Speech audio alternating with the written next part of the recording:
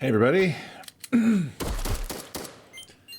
welcome to 0.1.9. It's special.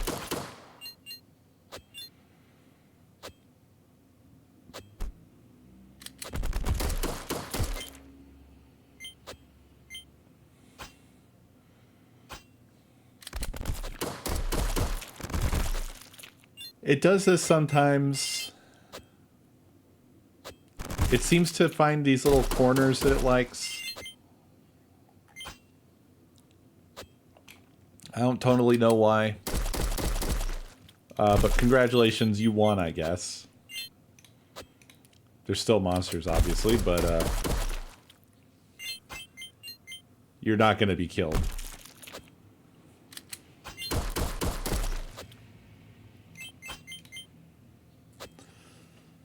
Boy, buddy, you really stuck there this time, huh? This is the stuckest I've ever seen it, of course, right? It's always the first run after I unveil it to you guys. That's when all the bugs decide to come out. Meanwhile, while I'm working on it, I'm running it continually, and this doesn't happen.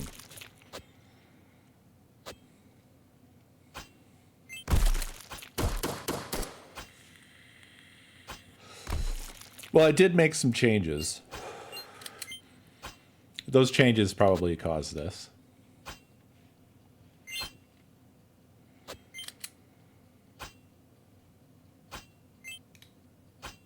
Yeah, well, I don't know how to do that.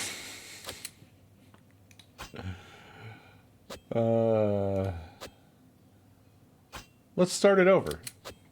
And I'll tell you about the differences. Ooh, terrible time. I guess now I have to wait.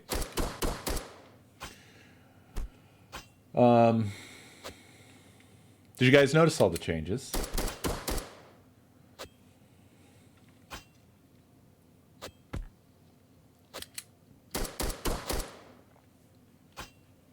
Yes, I did change the map a bit.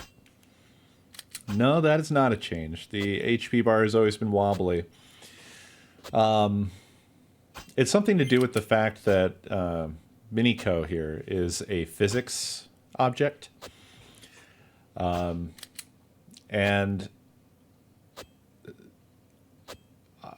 So initially it was way worse. It was insanely wobbly, like it would look blurry basically. No, that's not New Fox. Yeah, that was 0.1.8. I found out I needed to turn off fixed steps. So the physics system entirely is not fixed step so that the HP bar can look kind of okay. But it still does have a sort of wiggle to it. And that's been in there since I started this. I have not gone back to investigate if there's any way at all to fix that. But it's something to do with Minico being a physics object. I'm going to go ahead and just restart it. I'm going to switch screens so it doesn't do that countdown.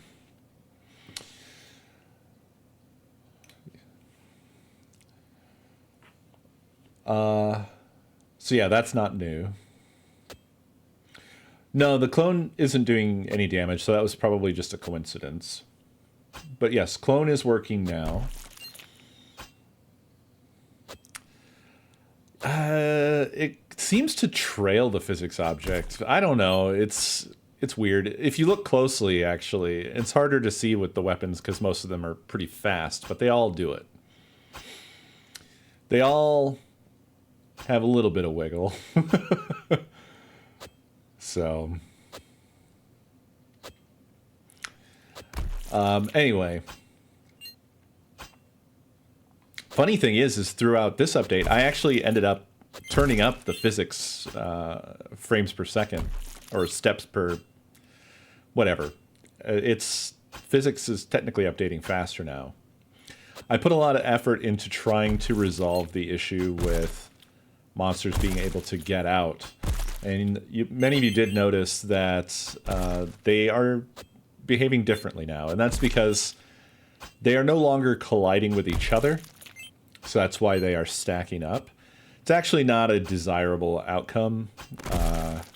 But the deal is, I asked amongst phaser people, like, hey, like, what do I do about this? I don't know how to stop the monsters from pushing each other through the collision. And the answer I got back was basically, yeah, that's just how it is. So my options initially were like, I guess I'll have to refactor over to a different physics engine. Because Phaser does actually ship with 2. So the default one, the one that's actually built by the Phaser creator, is called Arcade. And it is a fine physics system, but it is... it's not super advanced, and it's meant to essentially just get the job done if you don't need crazy physics. And it's light and performant. The other one that it ships with is called Matter, and Matter is, I think it's a fairly well-known physics library, and it's much, much fancier. It does stuff like ropes and springs, and it can have polygonal collision boxes, blah, blah, blah. It just does a lot. And here we go again. Hanging out by the tree again. I think I know what the cause of this is. I just haven't captured it happening. I'm pretty sure... So the way that I do blockages with the little sort of AI grid search thing that I do, I am not casting rays, so it doesn't know... It knows that there is a blockage, but it doesn't know that it cannot pass through the blockage. So it's probably looking beyond the blockage and saying, go here, go here, go here, go here. And meanwhile, he's rubbing his face up against a tree. That's the likeliest case. Anyway. But then I got some further advice. And so what I've done is I disabled the collision from monster to monster. So the monsters collide now with the map collision that I intend for them to. And they can't push each other through it because they can't push each other. I then embarked on attempting to implement flocking. Also known as Boids. Some of you here will know what that is, but for those of you who don't, flocking is basically what it sounds like. It's an algorithmic way of kind of steering physics entities, and it results in, when implemented properly, sort of flocking behavior. They kind of move like fish or birds. But the trouble with that is, it is another thing that is computationally extremely expensive. So yes, my next mission is going to be to fuck around with quad trees.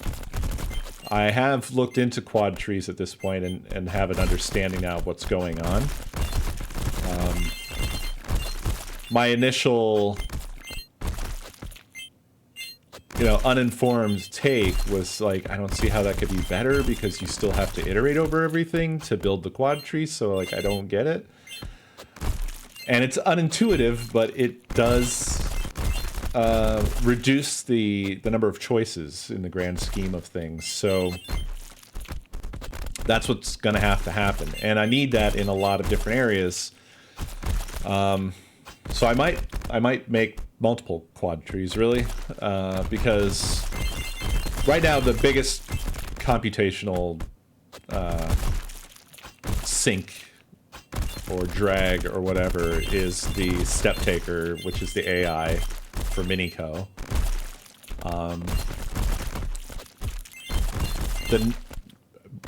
But the flocking is off right now. The flocking is probably the biggest one, the new biggest one. Additionally, there are certain other things, like the slowdown when the vinyl goes through is likely also something that needs some quad tree love. Because it is doing some collision checking as it smashes through crowds.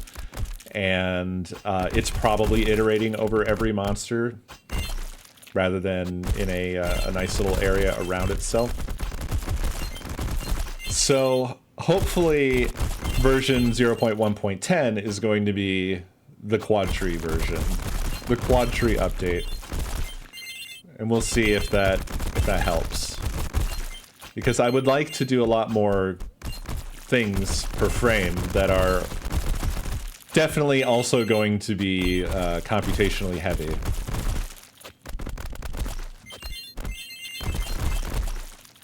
Yeah, I think I might be able to get away with the one quad tree, just essentially for doing monster lookups is the main thing that I need to do. So that's probably the only tree I'll need. But I've been, I don't know, we'll see. And I've looked into it enough to know that essentially a quad tree is a recursive data set. And that in this sort of an implementation, I'm going to be... I mean, from the looks of it, the easiest implementation is probably just to recreate the quad tree every frame. Because the trouble is that you need to essentially reconfigure the data set every time all the things move. Apparently it's a little bit more expensive, but the savings that you get from using a quad tree are so massive that it's not really a big deal. You could be more elegant and do like quad tree clearing and stuff like that. Or updating things, but like if it's not that costly to just throw it out and remake it, I think that that's probably fine. So that's next on the agenda. So the flocking is not actually enabled because it was massively detrimental to the performance, as you might expect. It was not amazing as well, I should say. But things were getting so laggy that I was having trouble really testing it, so need some improvements in that regard.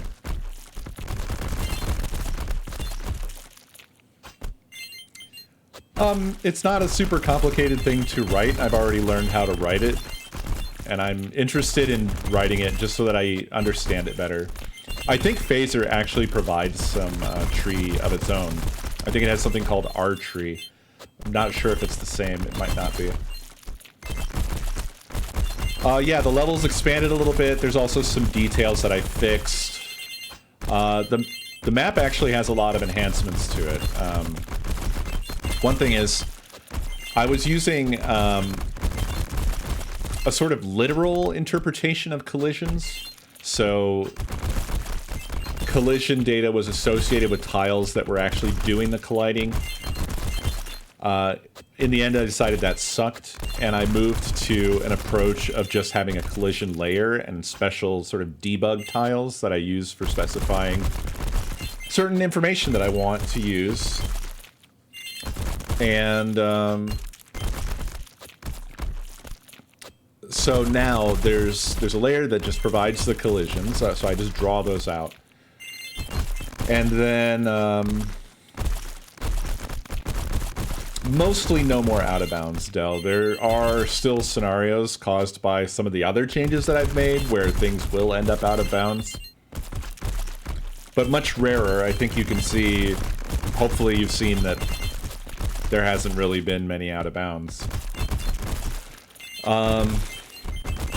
There's part of the change that I made to the map is that, I mean, it's fine. I don't mind the backseat development.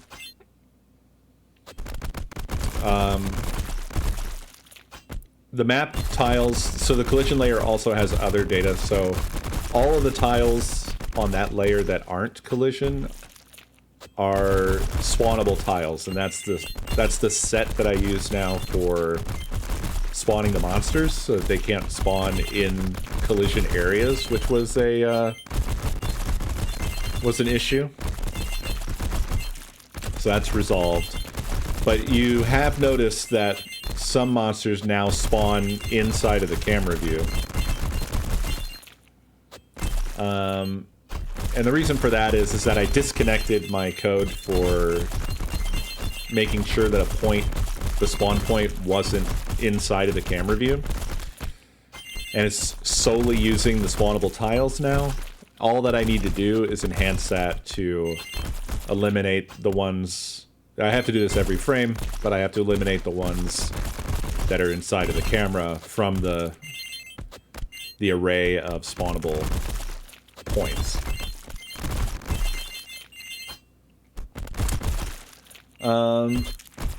So I think overall, though, that's an improvement, and I made it look a little nicer when they appear as well, where I have them fade in. So I don't actually even super mind them appearing inside of the camera.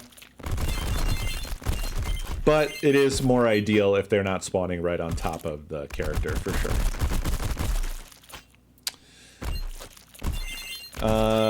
The health bar is just being, like, highly noticeable because the performance has degraded so much. So there's a lot more variance between... yeah, between the draw loop and the physics loop.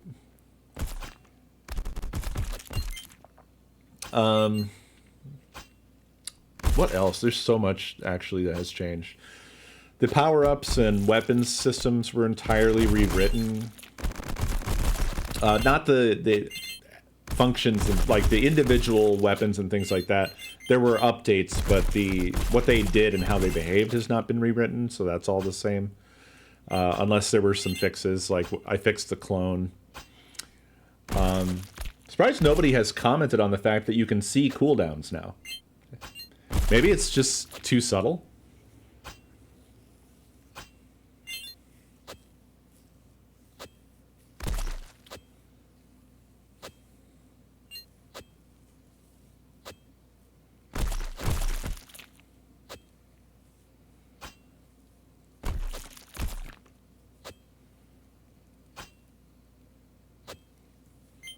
Yeah, I didn't want it to be overly busy.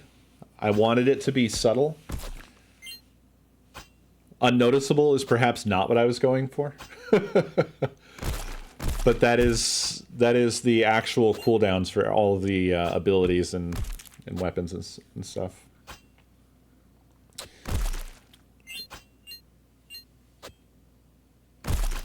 That is gold. But it might be, I don't know what your visible color spectrum is. Or maybe it's mine that's off. But it does indicate now when the maximum level is reached for a thing.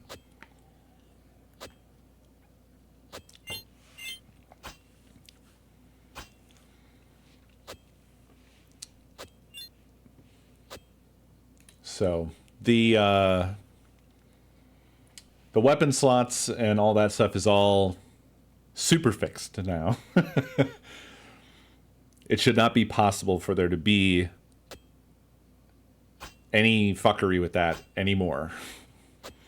It's also flexible too, so if I add or remove levels from a thing, it's all going to be... it all references the real data, so it's not...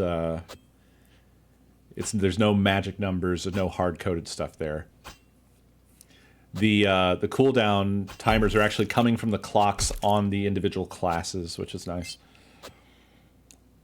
So it's exactly the same clock that's actually making the weapon attack, that sort of thing.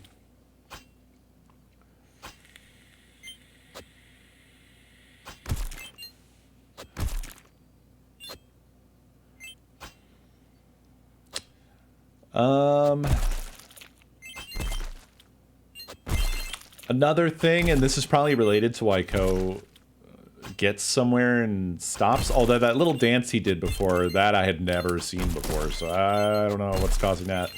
But basically, tiles that he steps on are now updated as visited, and visited tiles get a negative score in the step taker search, which incentivizes him to not hang around in the same corner for too long. Like, he can still select those directions, but they're going to, yeah, they're going to be lowered priority. And I put a delay on them to actually remove the visitation over time, but I actually didn't implement that because it didn't, it's like over the span, there's so many tiles, right? And over the span of 10 minutes, he's not really going to probably touch every tile. So it's enough to kind of get him moving around the map pretty well. And I've been pleased with that result. And hypothetically, I could visualize the trail that he took now that I have that. No.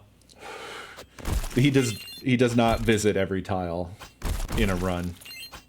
Guaranteed. And he can still choose to go to those. So if he visited every tile would have an equalized amount of deprioritization. Therefore, it would be as though none of them had been visited. So it's totally fine. Even if he touched every tile, he would still be able to move. I'm pretty sure that it's what I said before, where he is going into a corner and trying to walk 2 spots on the other side of the corner because I'm not doing any ray casting. So his vision sees beyond the blockage and thinks that it can walk directly at the safe spot on the opposite side of the blockage, but it can't, and is getting stuck that way.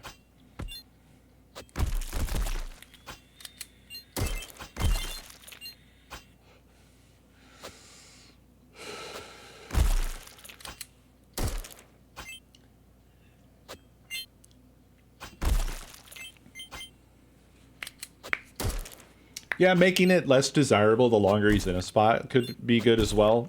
This was just an initial implementation.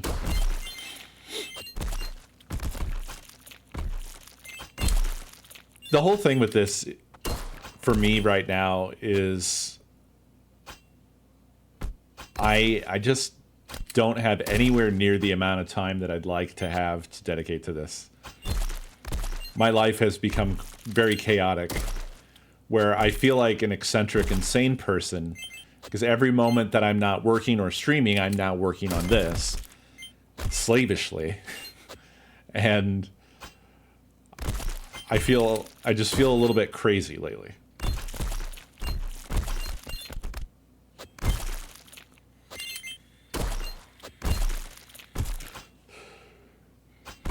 I implemented a lot of other behind-the-scenes stuff. I built out the ability to switch maps. I have a whole debug map.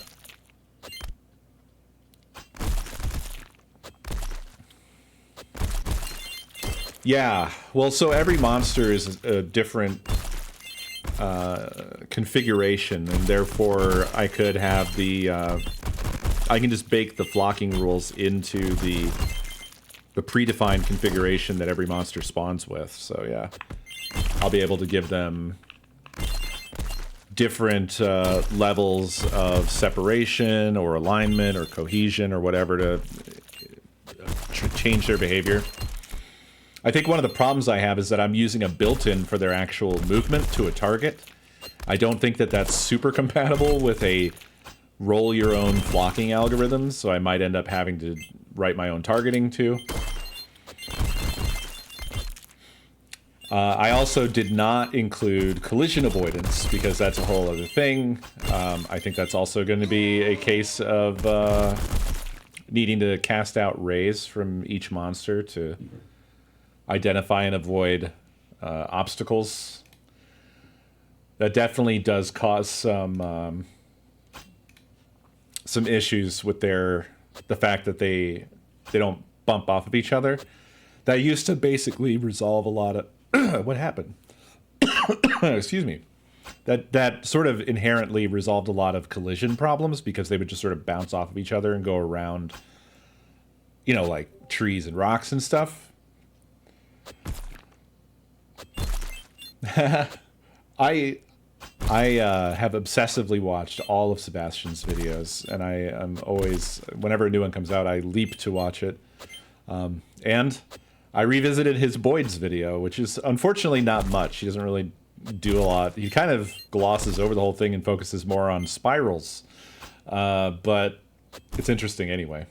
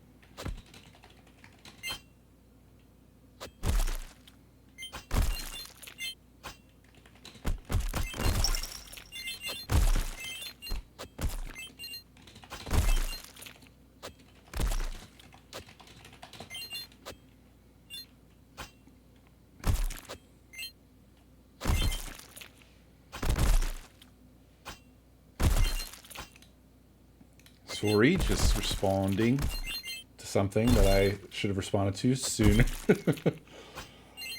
Xavier, thank you for 62 months. Winch, thank you for 29 months. Nincodito, thank you for 51 months.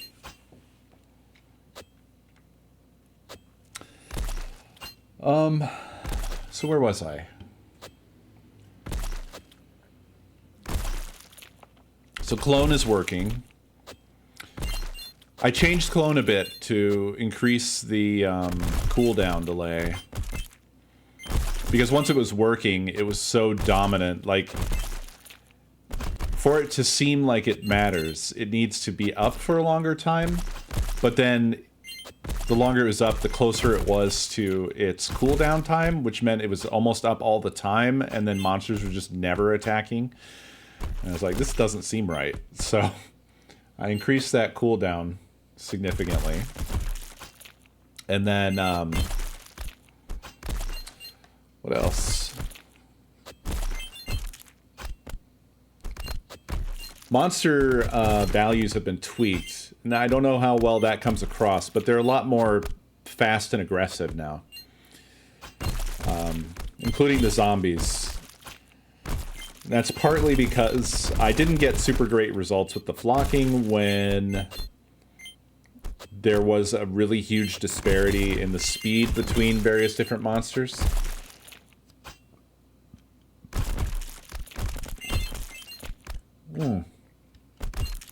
That's an interesting idea. Yeah, I don't really have that built in, but that's makes sense, honestly, that maybe the cooldown should wait to start until after the ability has run its course. Currently, it just starts as soon as the ability fires.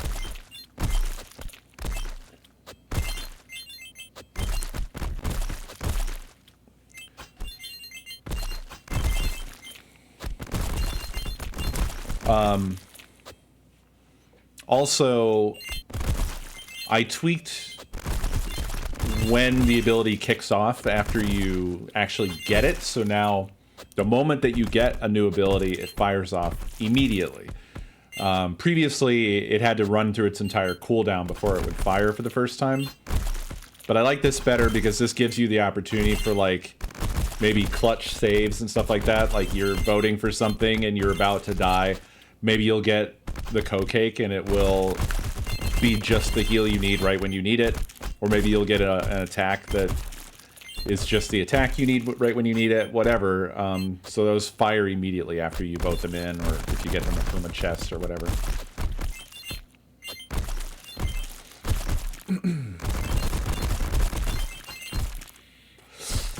Yeah, you're getting ahead of me. I'm going to add a new stat.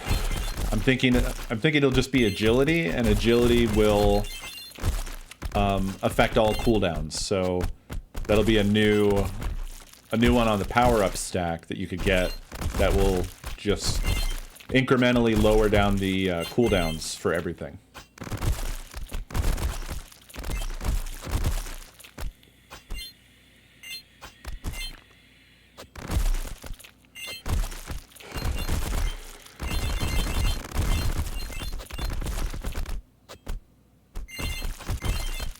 But yeah, the next big improvement that it has to happen is definitely going to be quad tree. So then I can do more computationally intense things per frame.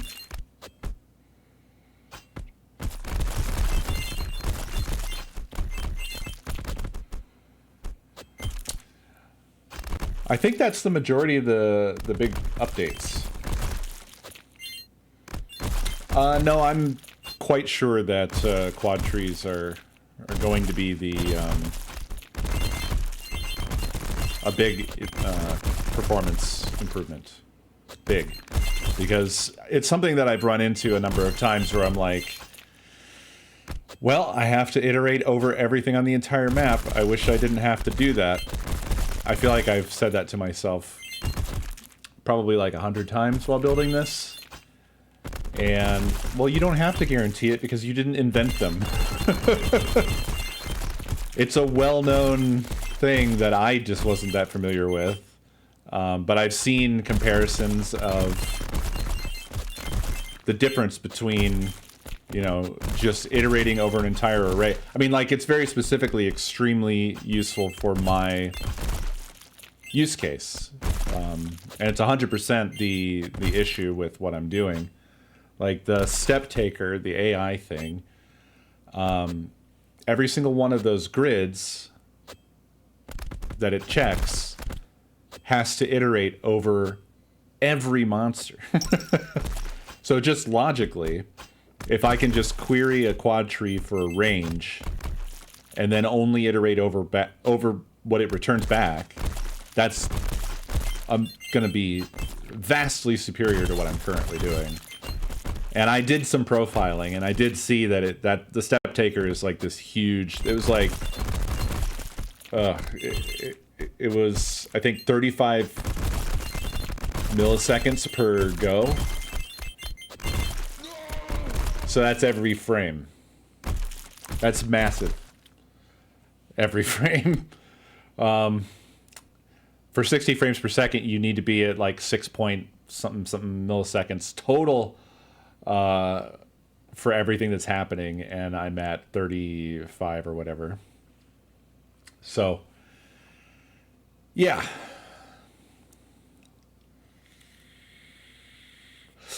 Wait till the flocking is in. When the flocking's in, they just have a mind of their own. After death, they just start like going everywhere. It's kind of cool.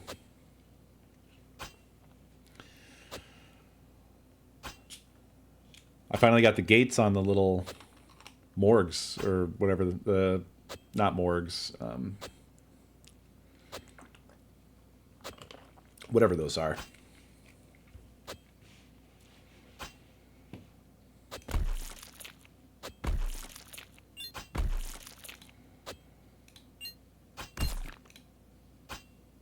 Mausoleums is what I was thinking of. Thank you. Or crypts. Crypts works. I drew that little guy.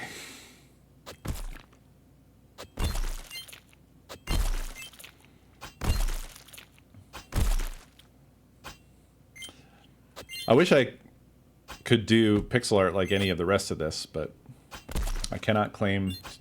And my little version of me does not match the pixel art that I am using. Dead guy cabins, I like that.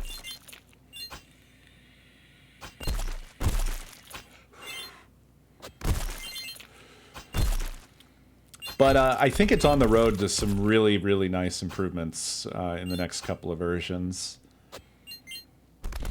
I really wanted to get to a point where it's not quite so samey every time that you play.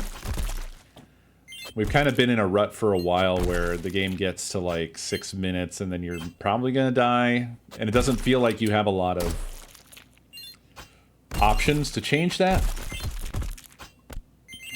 And that there wasn't a lot of variance in the gameplay to change that, you know? You're getting the same set of things at the same times. Oh, there is another thing that I did that I'm not sure how I feel about it, but I did it for performance reasons, which was when you get into the gauntlet, it starts spawning monsters pretty fucking wildly. And so when we were getting to when it was super laggy, the amount of monsters that it has spawned at that point is probably somewhere between 1,500 and 2,000, which is quite a lot. You're already getting that room. There already is a level up system. You can't really see it, so I can't blame you for not knowing. But your health and your all of the base stats are increased a little bit with every level up. Max health, base speed, attack, defense, intelligence, luck, etc. Yeah, I'm reusing entities. The really basic performance stuff I'm already essentially doing. Like, monsters are pooled. And that was the change I was starting to talk about, is that I've put a cap on monster entities. So once it hits 500, it pauses the monster schedule. So you don't get less monsters overall, but you get less. They get spread out over time. So if it gets to 500, which basically means that they're not being killed fast enough, then the schedule will wait until it can spawn more. And that does mean that the overall game now has a pretty variable amount of time per round. It can go anywhere from the usual roughly 10 minutes to as long as like 20 minutes. So there's that. Ipa, thank you for nice months.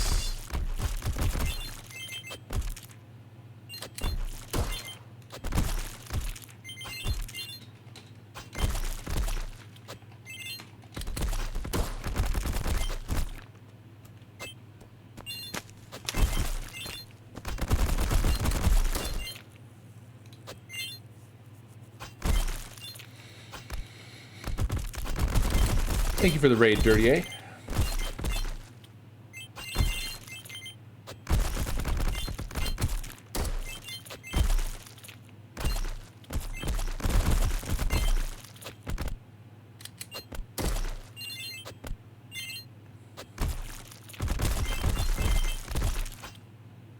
despite how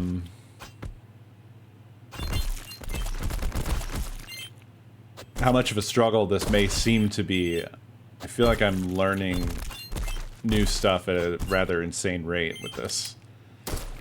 It just doesn't always come across as actual improvements, but I'm just learning tons and tons of shit constantly.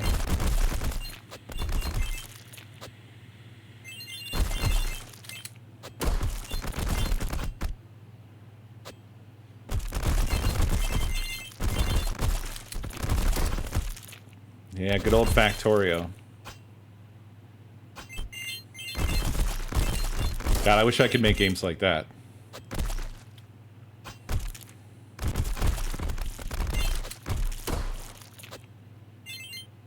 Their shit is basically insane, right? Aren't they? Didn't they build that in like C or something, and it's like insanely optimized?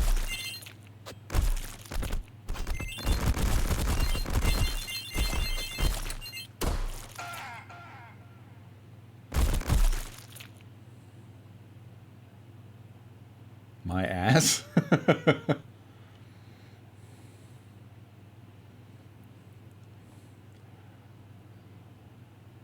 Is it not?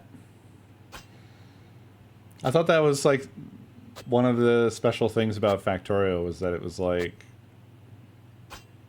kind of absurdly I mean, I guess I'm obviously wrong here, but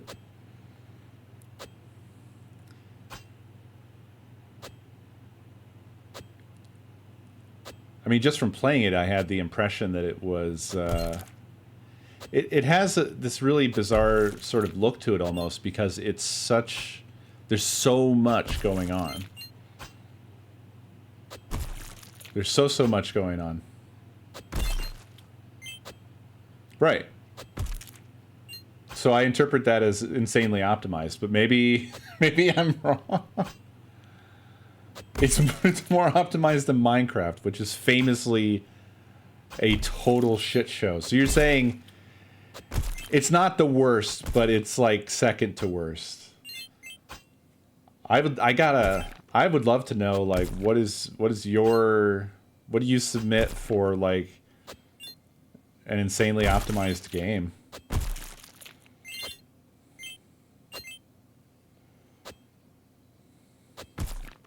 I really thought that was like a claim to fame of Factorio. I'm so shocked.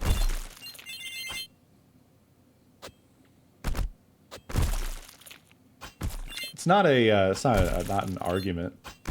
I just said something apparently controversial, and I'm learning about why it's controversial.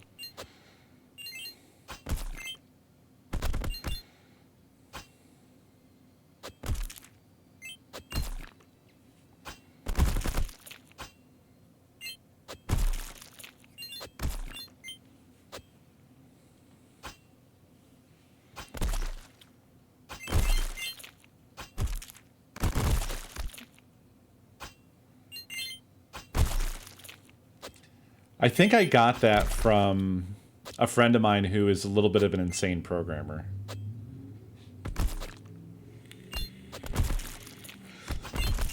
So I may have just trusted him on that. This is somebody who is like a kind of a graybeard. So maybe he might not be as like his experience with games is mostly older games. But I mean, this is somebody who is from like the Commodore 64 demo scene, if that gives you an idea of their credentials.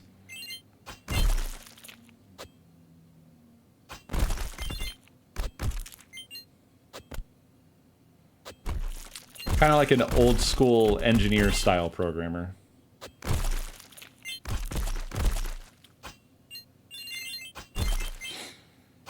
I'm just like kind of waiting for what the evidence is. If the Factorio developers think it's well optimized, and my engineer buddy thinks it's well optimized, just hit me with those Factorio facts.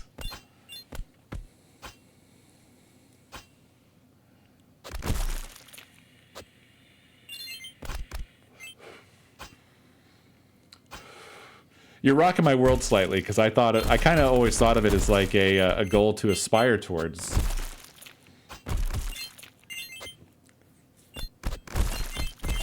Now my world's been flipped, turned upside down.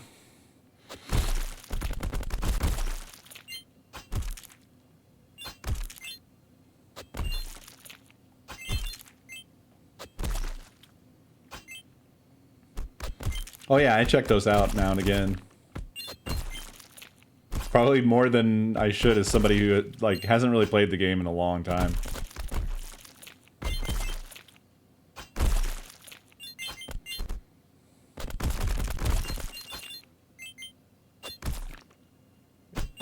It runs like ass?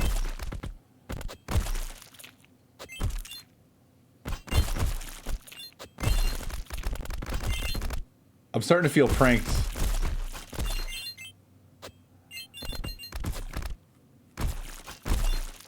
I'm just gonna agree to disagree with you, because I'm absolutely not trying to argue with you, just to be clear here. Your opinion is valid as far as I'm concerned, but like, I have to say that statement shocks me, because I feel like I've never seen Factorio run like ass. It always like was impressively smooth with like 1 million things happening. So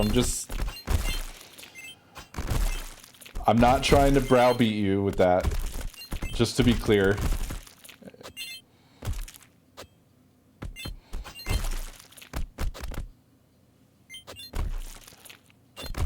Okay.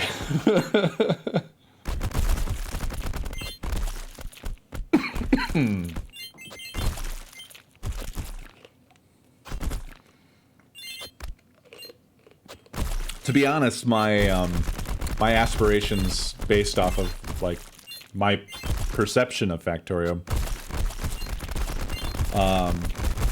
are actually probably part of problematic thinking that I have with approaching projects like this generally anyway, where I have that really bad tendency to kind of set myself up for failure, where I get like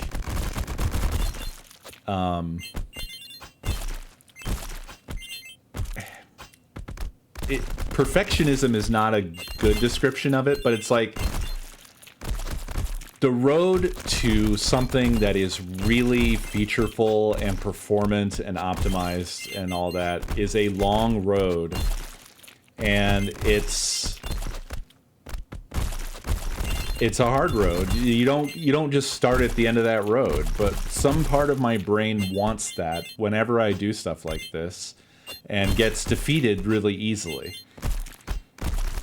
And I know that that's not the correct way to do projects or to look at them or feel about them, but like it's an inherent thing that I have where I get really stuck because I am so focused on like, well, what's the exact right way to do a thing? I need someone to tell me what is the exact right way. And if I can't, I need to have examples really badly. That's the thing that drives me nuts. Like if I want to do a thing, the way that I pick stuff up is I can learn super quickly off of a working example, because I can pick it apart and I know where the finish line is. I know what a working one looks like. But without that, I'm not really an inventor. I'm not that, you know? But then I blame myself for not being that, because it makes me think about like the people who did. Like every time that I come across stuff that's like a known technique, right? Like the Boyd's thing that I don't remember the dude's. I think it's like Craig something. The guy in the 80s came up with it. It was like 86. And I'm just like, I'm missing all of the brain parts that are necessary to come up with something like that out of nothing, you know, but it wasn't out of nothing. That's the trouble, is like your brain does this thing where you're looking at the end result of somebody's hard work and going, how did you do that? Out of nothing. But they didn't. They did years and years and years before that of learning and research and work. So, but it just, it's hard to stop my brain from acting that way.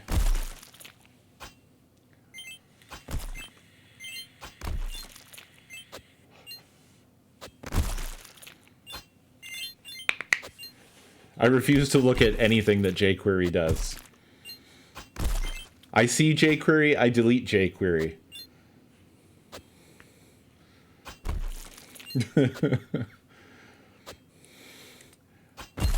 Oh yeah.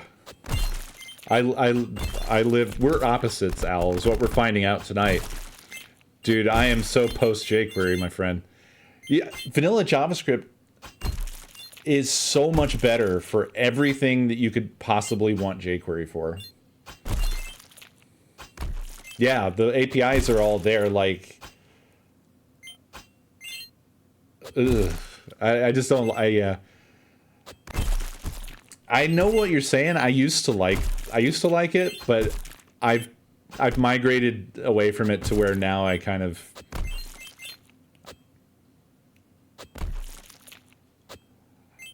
I would say I find it gross now. But that's, I think, the nature of my particular work. Most of the time, if I run into something that's really, truly awful that I have to deal with, it's because it was written in jQuery. And a lot of the people that I've run into that know jQuery don't know JavaScript.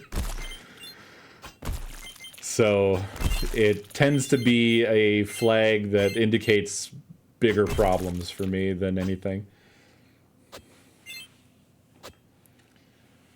Yeah, browser stuff has got so much better. It's actually, honestly, so much nicer to work with vanilla JavaScript than it ever was with jQuery. jQuery was nice for a time when there was a lot of shit that like browsers were not unified on, and jQuery kind of bridged some of those gaps.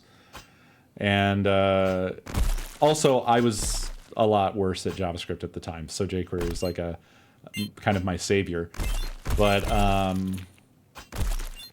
nowadays, man, nice, clean, vanilla JavaScript. I'll take that all day, every day.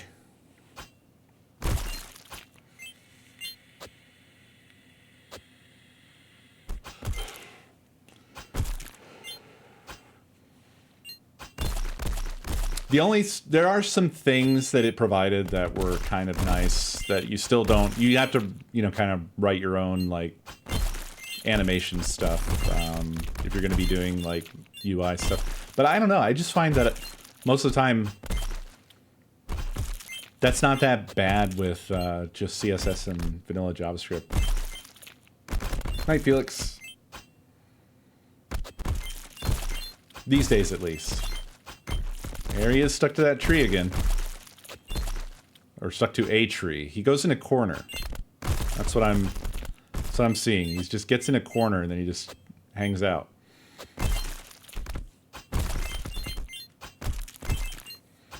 Yeah, I'm pretty sure it's just sort of like an unlucky series of like choosing to try to move through the tree and not being able to, and not knowing that he's not able to.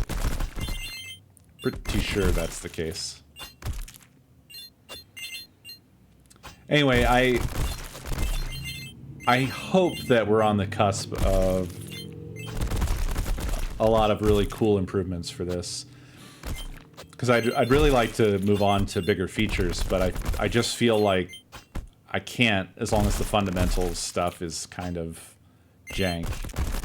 Like, I don't want to bolt on a whole bunch of more complicated stuff and make it even more difficult and confusing to then go back and try to untangle the foundation. No, clone has no collision, and intentionally so. My thinking for clone is that it's like a ghost, so I don't mind it walking off into the void, for instance, and walking through walls. I like that. Yeah, technical debt essentially is what I'm aiming to somewhat avoid. I should probably play the game that's actually set on the thing. Maybe I should get this registered with Twitch so that I can set the game to my game. I think you have to be on a platform though.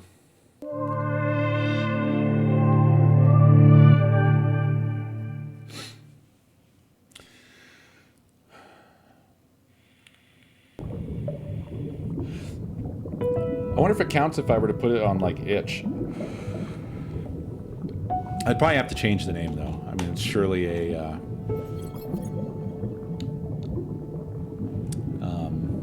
an issue with Vampire Survivors, right? I don't know what I should call it, though. Really, you can just submit it.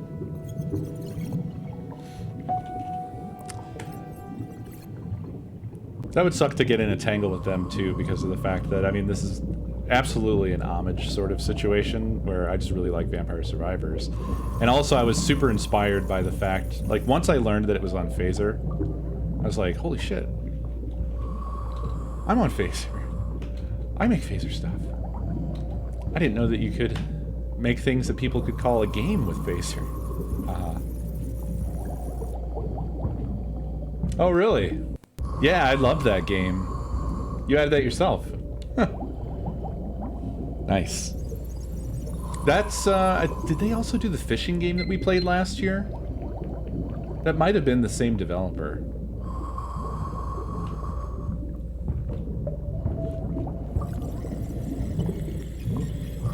I love their stuff. And I love this stuff.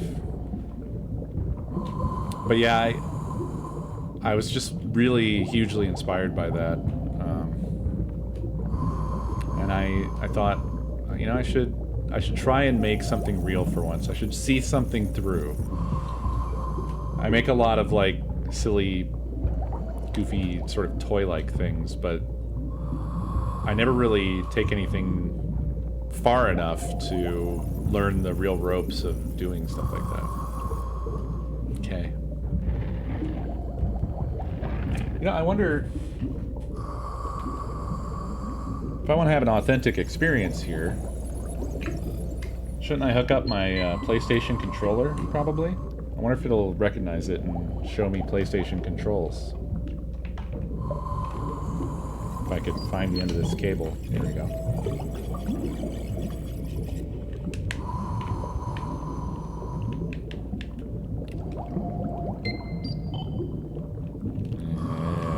Probably not if the game's running. Could be one of those situations.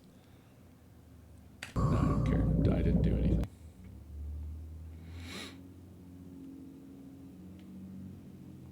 Oh, the third shift. Yeah, that's the game we were talking about, I'm pretty sure, right?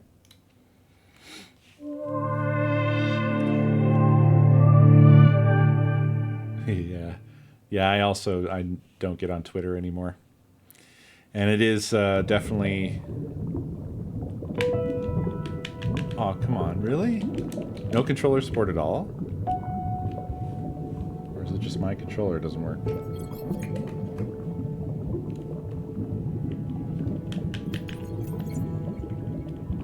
Not working.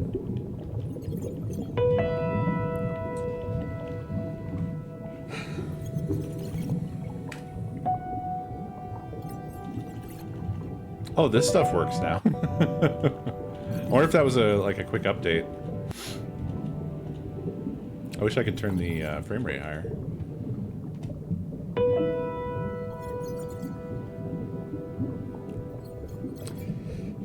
Okay, well... Sad I can't use a PlayStation controller. What about an Xbox controller?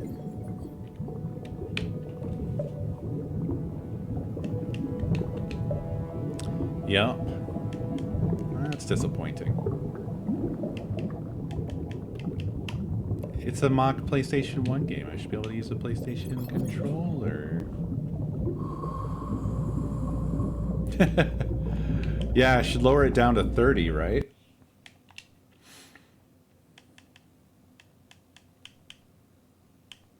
$20 even.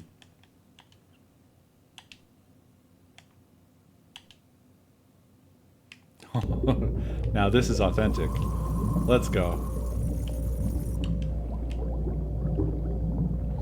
I want to play with this style too. That's probably I would need to get into Godot. And that's a whole other fucking ball of shit, right? Like I have to start learning all the 3D math.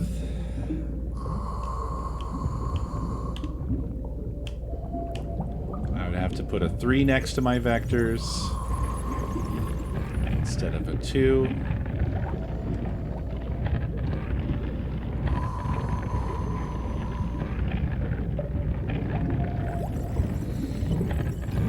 That's basically what it is. A surprising amount of the math is just the same. And then if I ever see a quaternion, I have to just close the application and never return.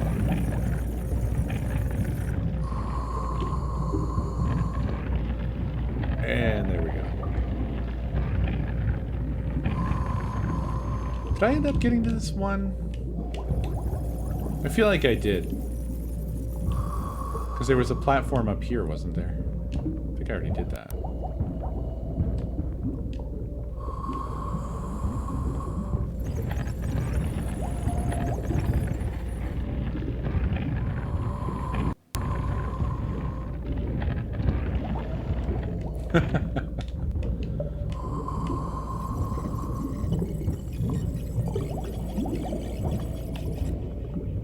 Nope, this is not the same. But I do need to drag that box over here.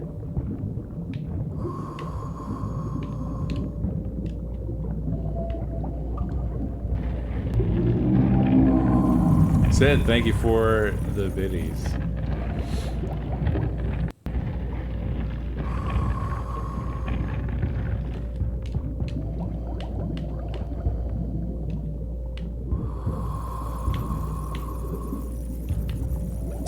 Yeah, man, it would be cool to get this on a CRT. It'd probably look pretty authentic.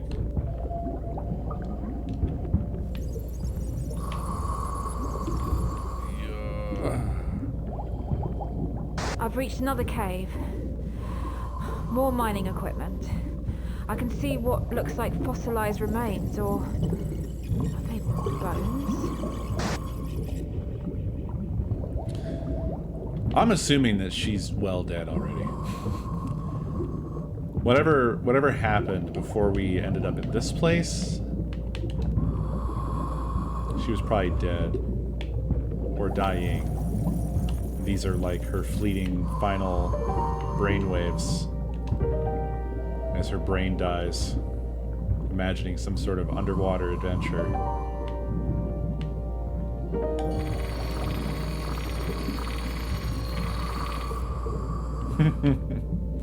I love the little background stuff. There's also a lot of sort of hallucinatory visuals in this that make me feel like this is one of those, like, this isn't happening scenarios.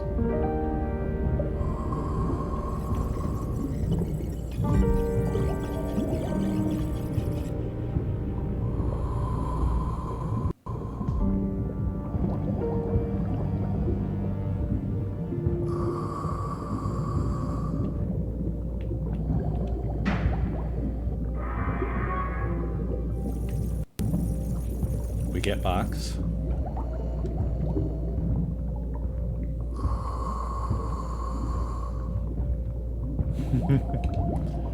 There's been allusions to something being out there in the water.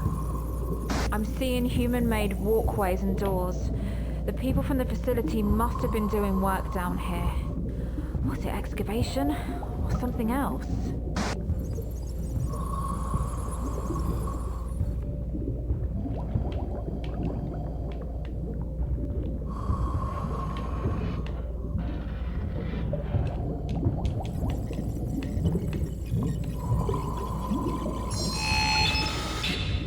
I don't know what it was, but I saw something in here, or the echo of something.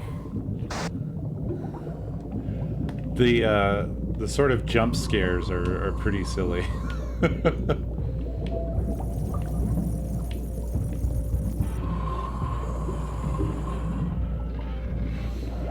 I love how people have worked out the necessary, like, hey, here's how you render textures in a bad way. Like, this is what the PlayStation did, and here's the math to do this exactly the way that it did it.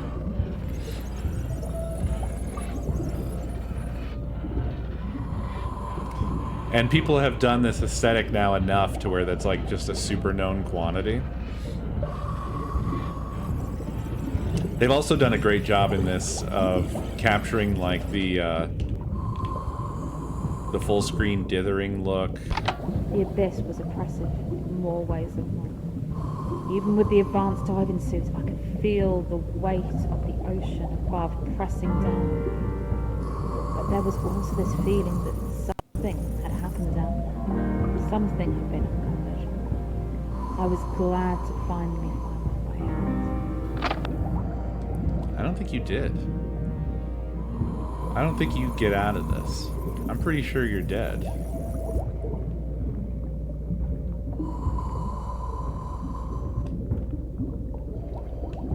I'm back at the seabed level, and I can see the facility again.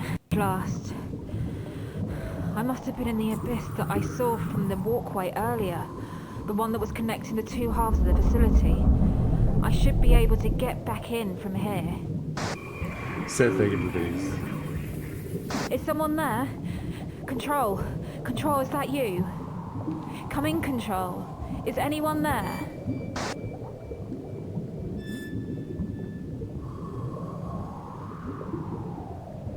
One thing, I don't know if it comes across, but this is a side-scrolling game. So I'm completely on a rail here. I don't know how obvious that was. I just sort of assumed it was obvious. Okay, yeah. So I cannot move in like 3D freedom. I'm on a rail here. Okay.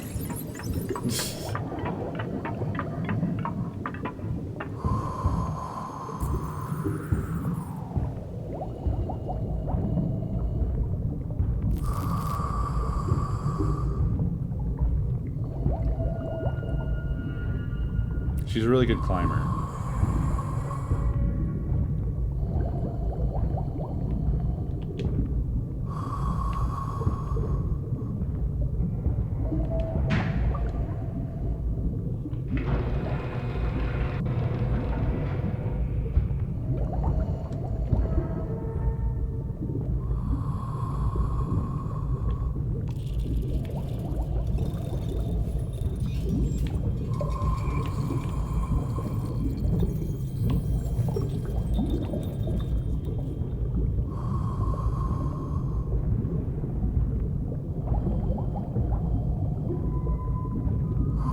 This is such a cool little game.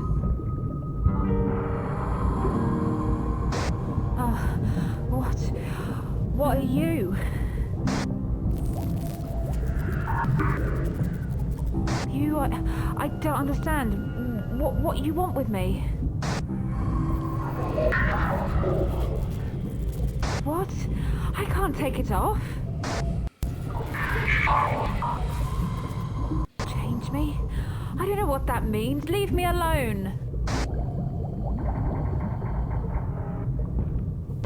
When I got back to the facility, things weren't quite as I remembered. I know the site was in a state of disrepair before, but now it felt like the place was barely holding together. How long had I been down there?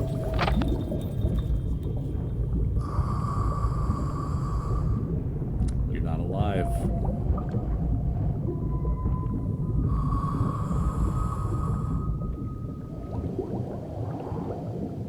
I'm back at the exterior walkways. But what's happened? Everything's collapsed. How long was I down there? And where do I go from here?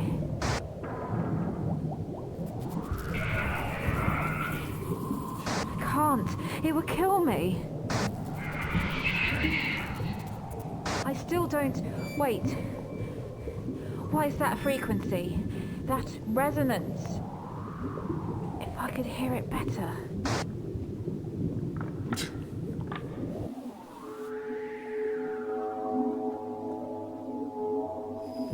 That's it. I heard it.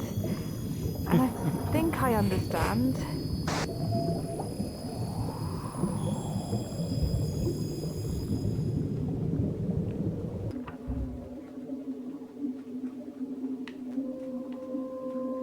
What?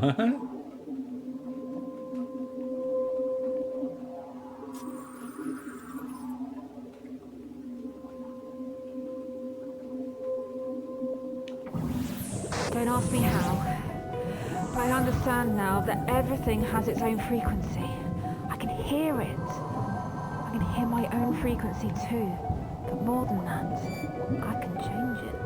And if I resonate with something else's frequency, it creates a bridge in the space-time continuum. Oh, it doesn't make sense. Not with our current understanding of physics. But I just did it.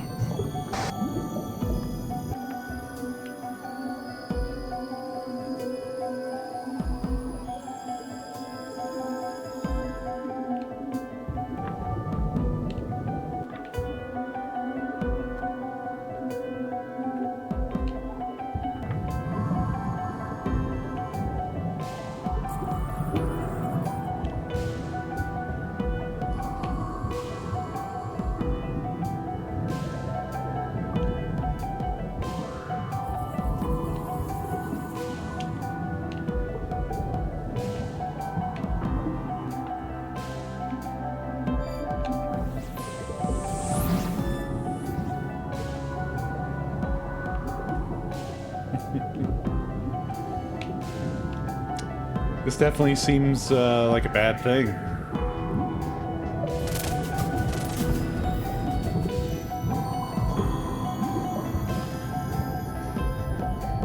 Right back inside.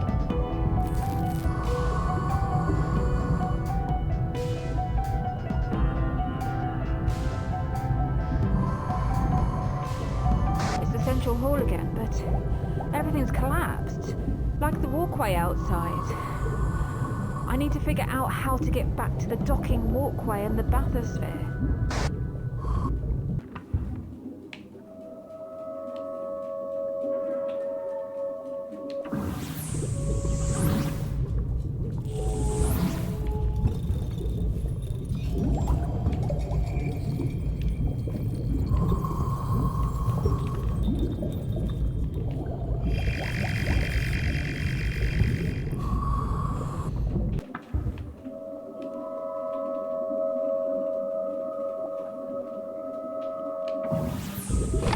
As I made my way back to the bathysphere, I thought more and more about how much time had passed since I'd entered the facility, given the rate of accelerated decay. I could tell it wasn't a matter of hours or days, it was years or even decades. But how was that possible?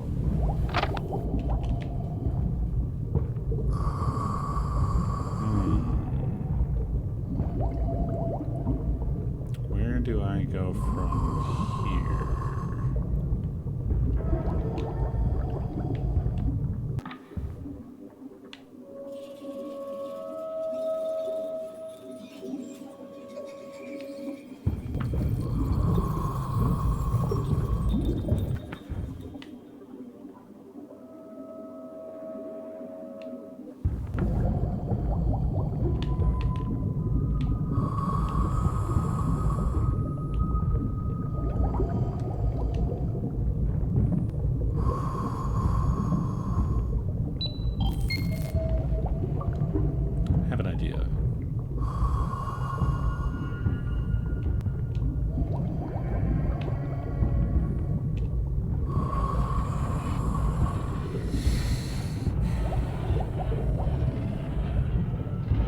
I would give it 3 chances.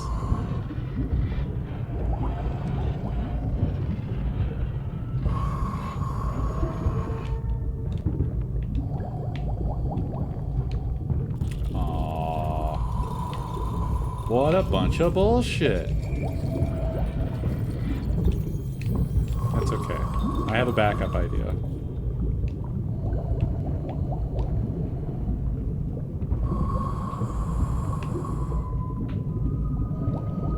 Actually, I don't think this helps me. No. It doesn't. It doesn't make sense. This can't be the same place. I was just here. How has everything fallen apart so rapidly? It's like I've jumped forward in time.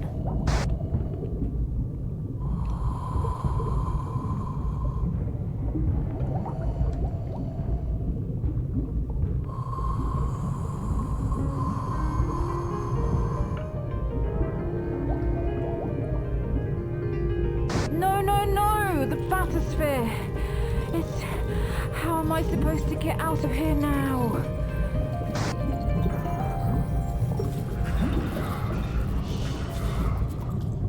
I have to get back to the surface. I'm not going down there again.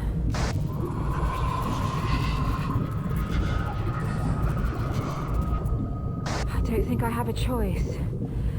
But how do I get to the observation deck?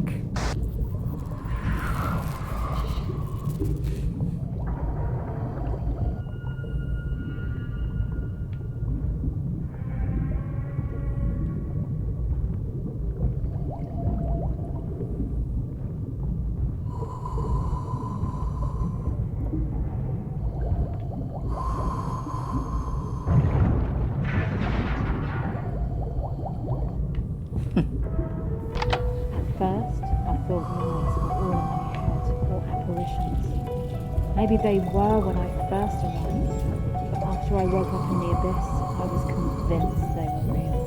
They spoke to me, and they heard me speak back. I still didn't trust them, and I wasn't sure what they wanted from me, but with the bathysphere ruined, it felt like obeying the eyes was my only way out of there.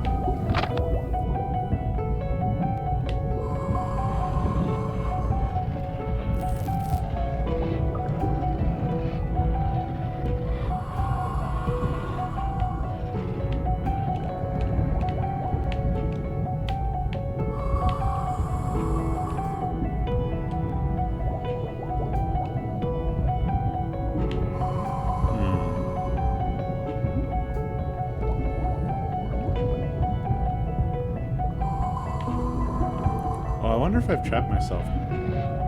Well, no, I haven't. Guess I can do this.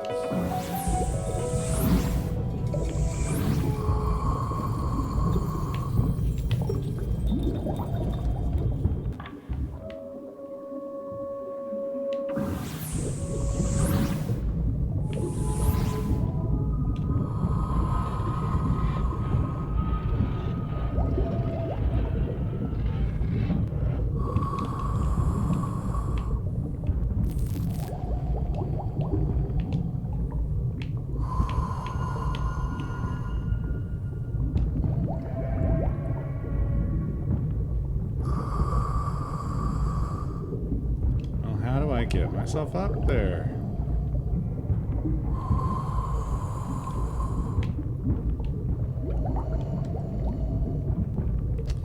Oh, I'm a silly fool. I know how to get myself up there. I think I know how to get myself up there.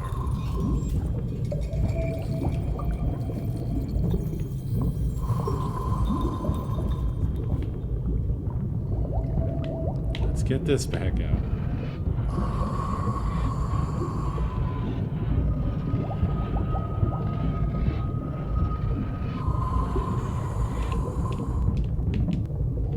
It took me a second to piece it together.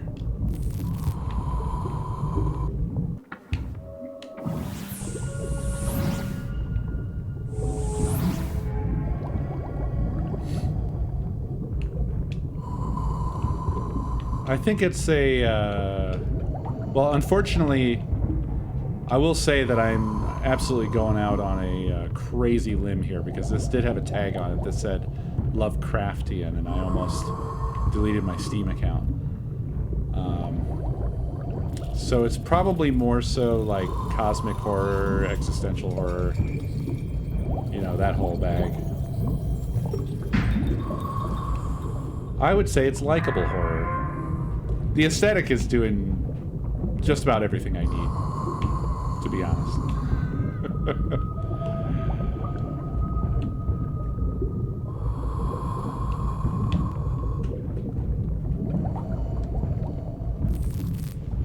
The eyes want me to go down again, but it doesn't seem like they're leading me back to the abyss. Where are they taking me? What else is down there?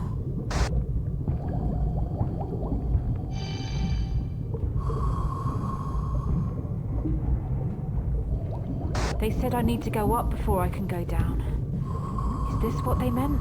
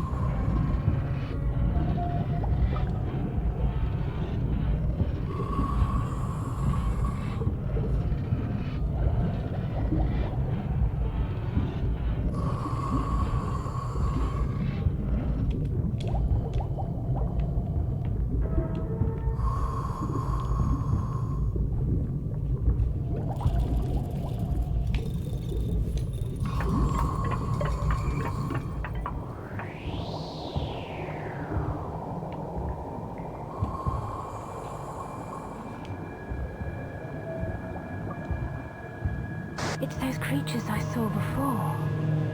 They look beautiful. Serene. Do they? Do they? Because they sure seem like they make a horrible noise and they have scary glowing red eyes.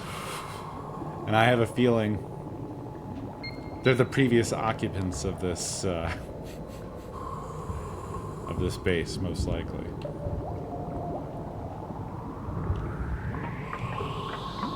I don't know if y'all noticed that, I'm not but looking forward to explaining to the director how I managed to ruin $1 million bathysphere. yeah, I don't think you're going to have to do that.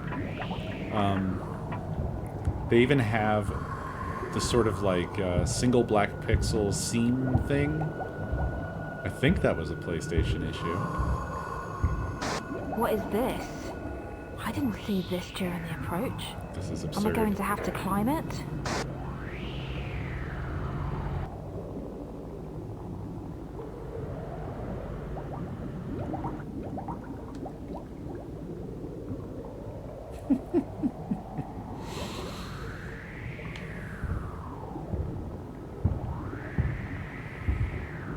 This is so cool.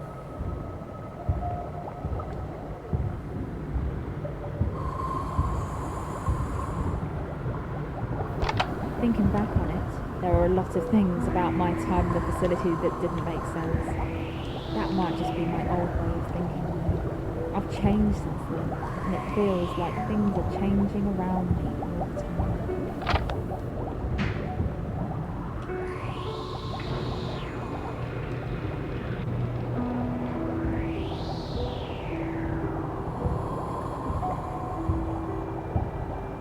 Another locked door. This seems to be my only way off the roof. Maybe there's a switch to open it further up.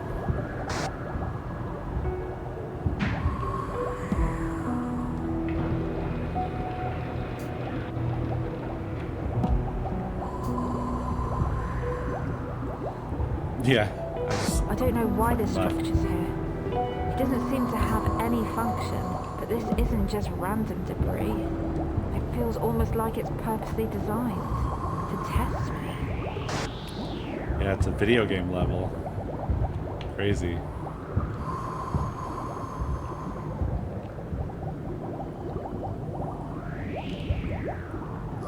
I sometimes forget that I'm so far below the surface.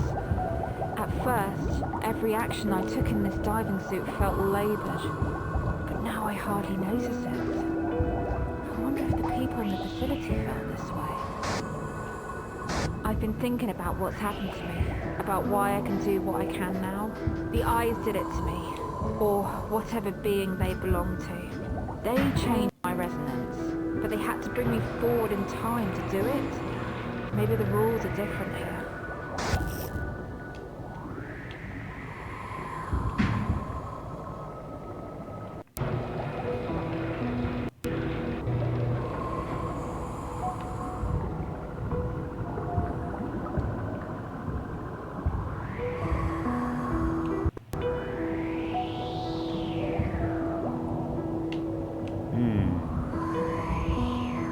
We probably need that. Well, now wait a second.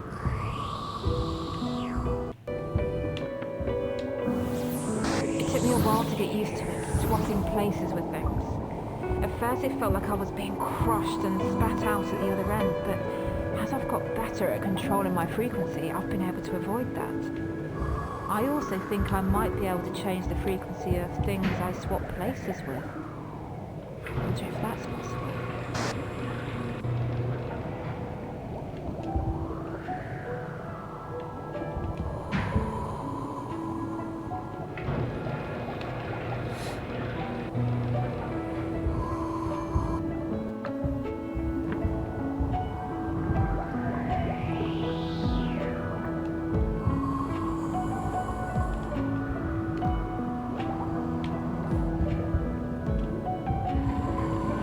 I just think this whole thing is really cool.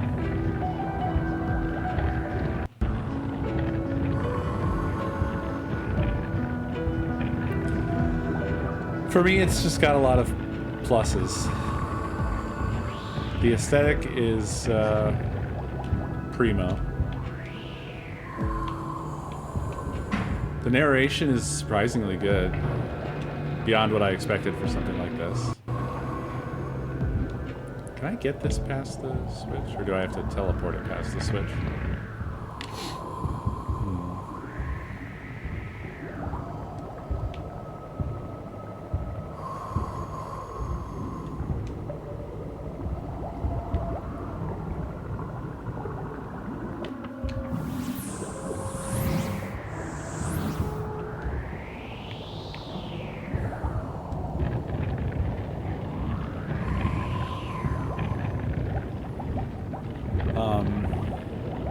I like the environment choice where this takes place and all that. I don't think I even needed this to get up here, which worries me. Yeah. I do need it to get up there, though.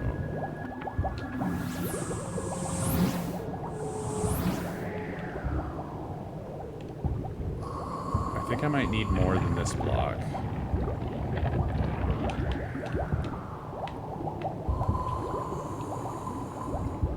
Yeah. Well, I mean, no, yeah, I need multiple blocks. Hold on.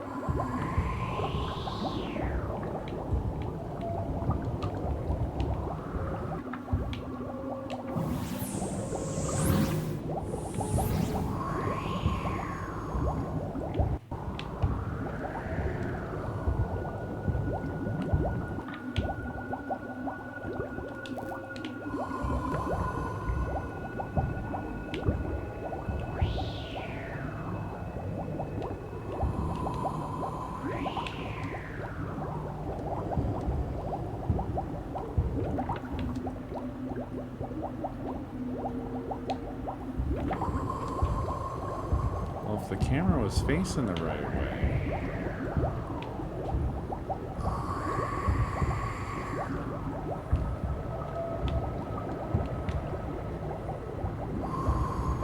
see 2 blocks.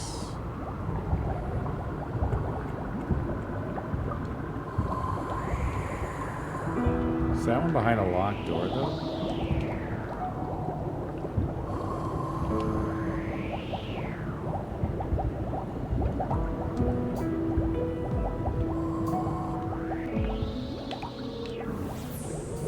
The more times I took off my helmet, the more natural it felt. Sure, the pressure was still uncomfortable, and breathing water felt a little weird, but hearing the resonance of everything around me almost made my discomfort slip away.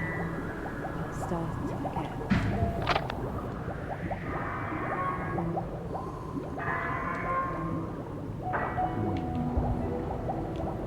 Why'd you just be like this? It's not clear.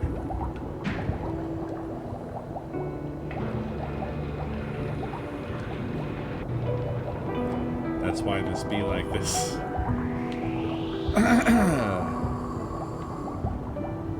Okay, so I need to do this.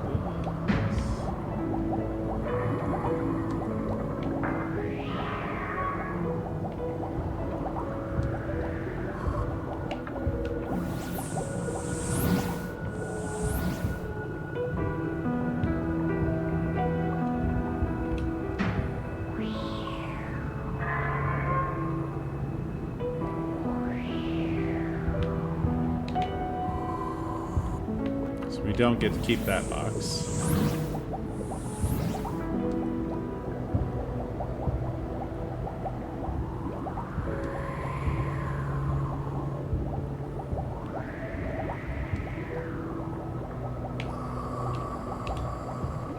Pressing the wrong button.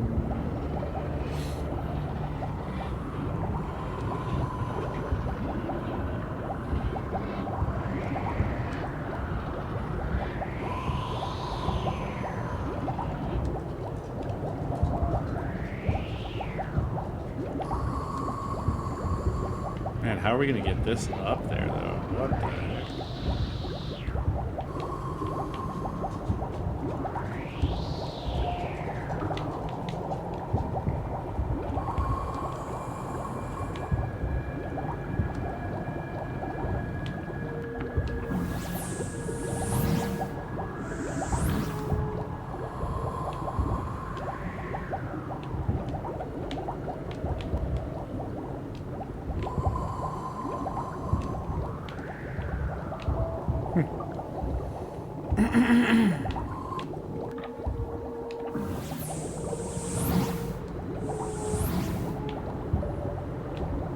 Okay. Well, I got up there before. I think I have to backtrack a bit.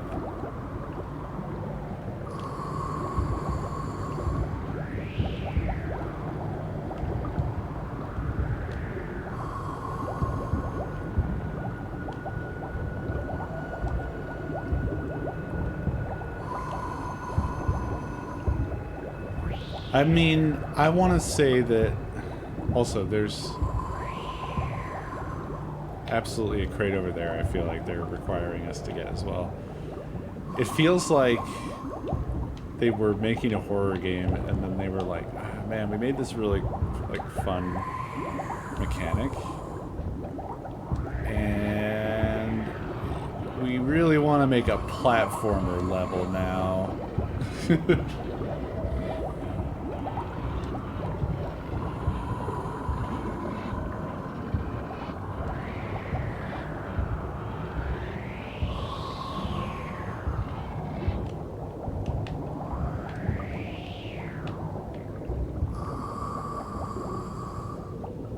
Oh.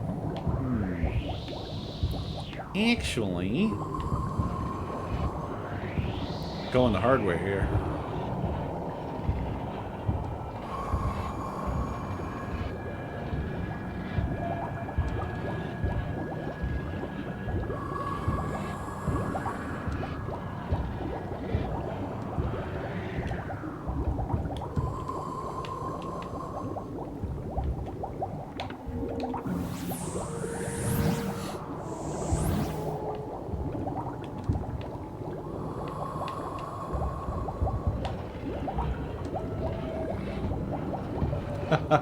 I think a horror rhythm game is a great idea.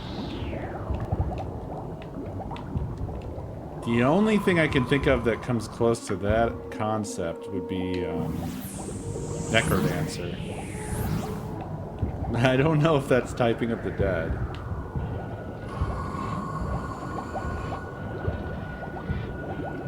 Trombone Champ is close. For sure. I don't think I even need another crate, do I? Can I cheese this?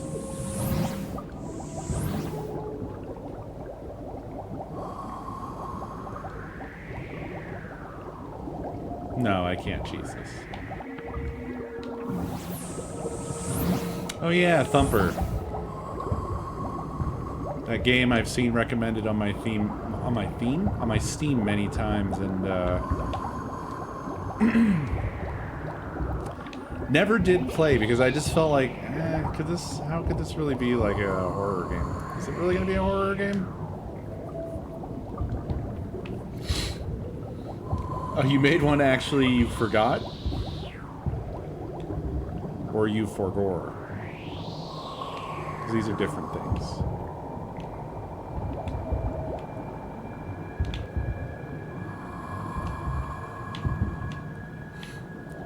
Let's do this the easy way. We can't, because the camera doesn't zoom out far enough. That's stupid.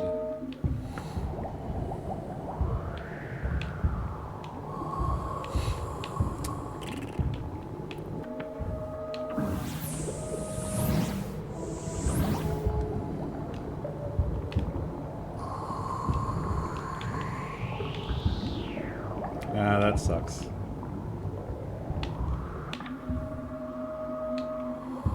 It's right there. It's visible. Oh, God.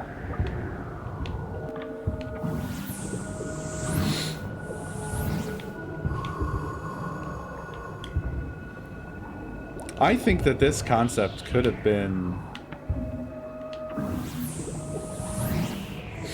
solid for a much scarier game. Like, I would have been down for a sort of survival horror with this aesthetic and environment. Oof. Call me.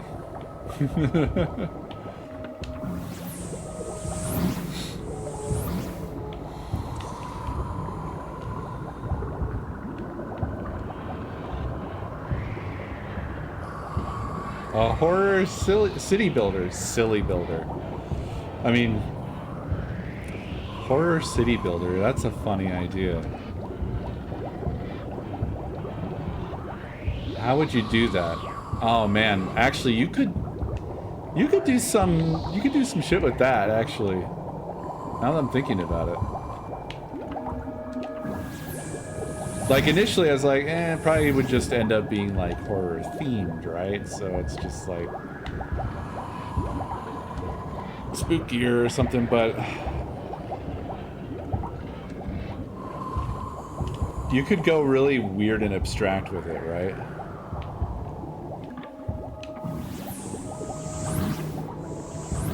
Do some sort of fourth wall-ish stuff with it.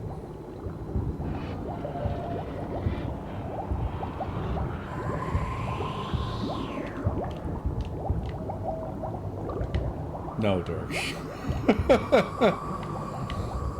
Sorry. I feel like that's already SimCity.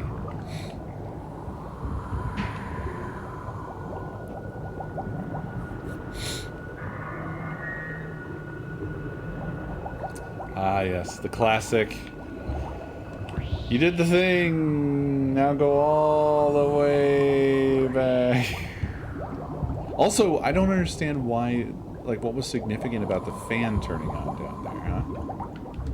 What was up with that? Why did that matter? Why do we care?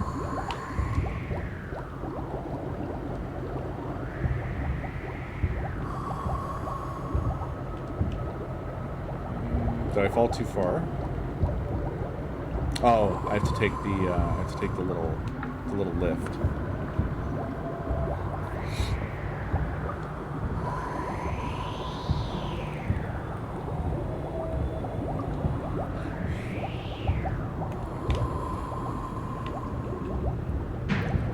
Like, what I'm imagining with a horror city builder is that you have, you know how you have like your little sim people, right? And for the most part it plays out like it's a regular ass city builder initially. But then something starts to happen to the Sims. They're not okay. Something's really wrong.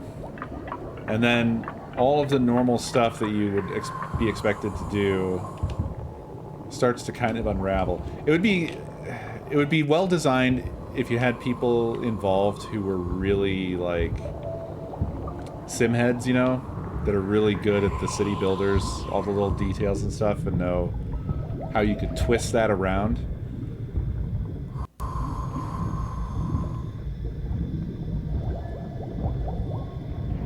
Oh, what's this? We've got some vats. That's always a good sign. Some broken vats. These creatures. This is a laboratory. Does this mean the facility was conducting experiments on... Oh, these poor creatures. They killed them. Why? What right did they have?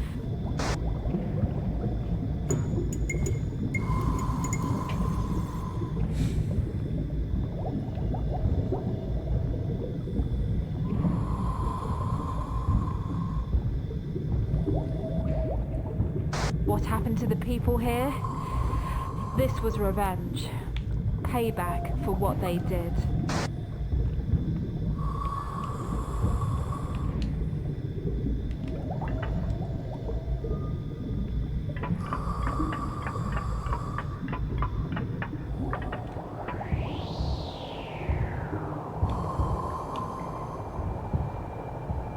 Yeah, basically what you do is you just subvert all of the normal expectations of a city builder.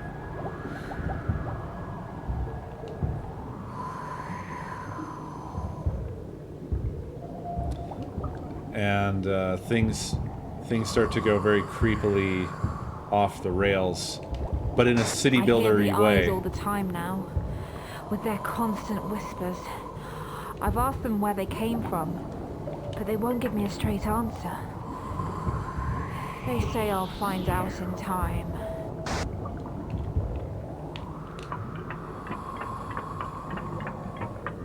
There's already a horror sports game. There's Soccer with Satan. I just saw that. I saw that when I was poking around on Steam Scream looking for games. And yeah, Goosebumps, the game. Home run! Oh. And then horror fighting game. I think that's just Bloodborne, right?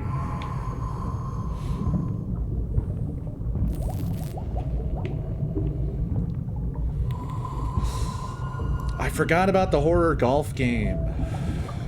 I want that on the list. I want to do that one.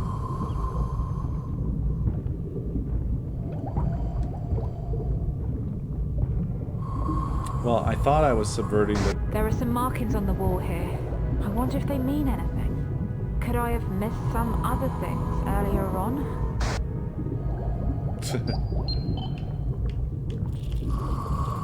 Up, right, down, left. Maybe.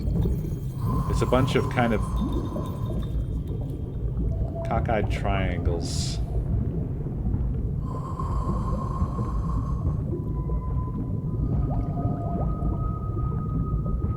But it's just clockwise on the D-pad, look like.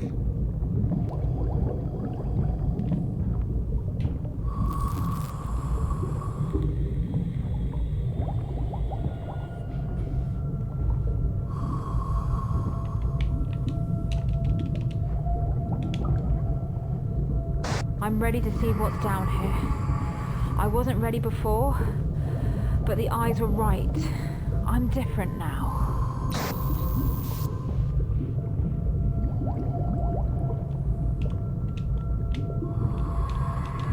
They're not letting me jump. Why? I think deep down I already knew what I was going to find down there. I have to do the dramatic All my life snake I've eater felt ladder. the pull of the ocean, driving me into my career, leading me to this expedition. Oh, because they were going to do this. End up there.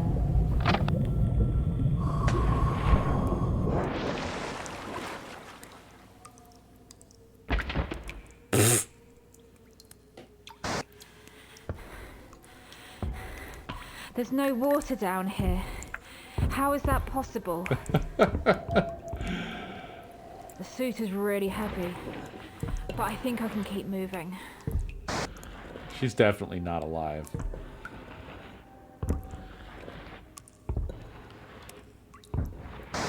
It looks like a shrine. Everyone from the facility seems to have ended up here. It's almost like they died in a state of worship.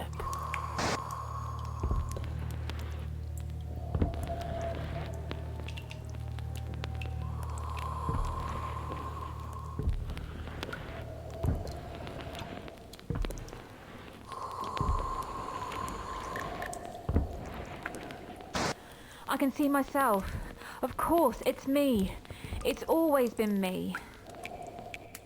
And I know how to get back now.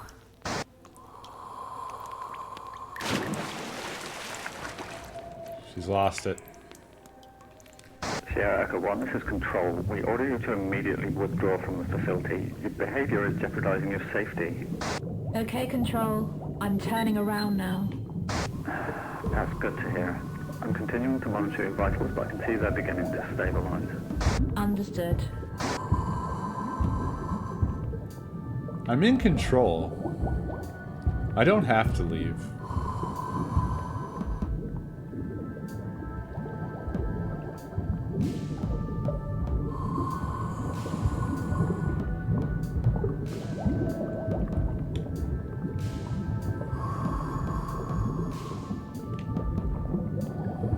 No, I don't have the teleport ability. I do have to leave.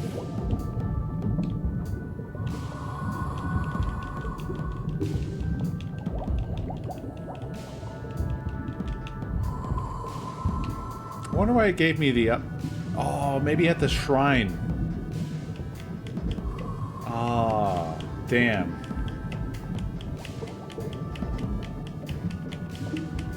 I'm upset. I'm upset. I'll bet that's where you were supposed to do it, at that suspicious platform in front of the shrine.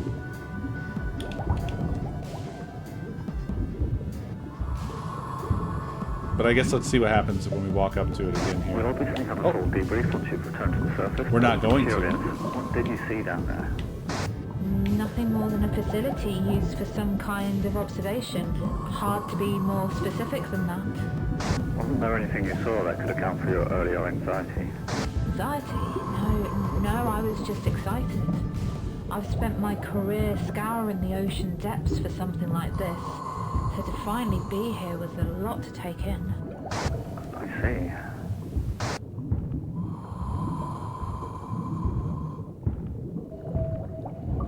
Will there be another expedition to this facility? Until we've had a full debriefing, it's hard to say for sure, but I'm going to be honest, it seems unlikely. I've heard the Institute's funding body wasn't happy with the level of risk or the expense of sending someone down there. Primarily the latter. Okay. Of course, the You'd be more latter. upset to hear that. A little. But like you said, coming down here is a huge risk. I think I'll just be happy to get to dry land. I guess so. What do you think you'll do once you get back to the Institute? Probably get out of this wetsuit and shower. Oh, I mean, once we've wrapped up this mission. Oh, maybe do a bit of travelling. I'd like to see the world. Probably look into other fields my research can be applied to. That's a bit of a departure for you. It is, yes.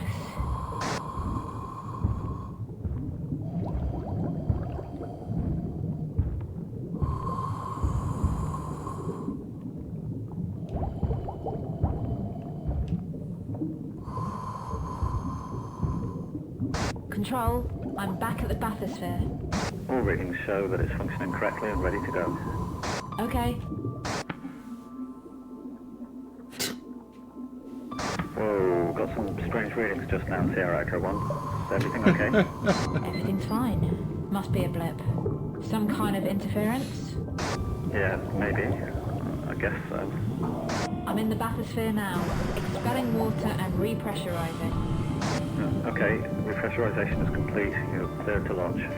Disengaging from dock and walkway. I'm coming back to you. See you soon. The bathysphere kind of looks like an eye as well. They ran tests on me once I returned to the Institute, obviously. But masking the changes that had occurred to me was easy. I've learned to not draw attention to myself. I'll return to the facility one day, but not with the Institute. For now, The eye is going to appear right there. There's a weird square. Look at the weird square. Oh, it didn't. Why hasn't it appeared?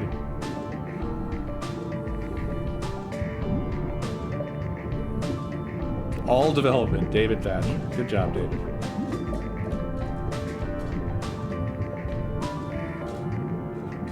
Good job, everybody. This was cool. I like this. It's a cool little game.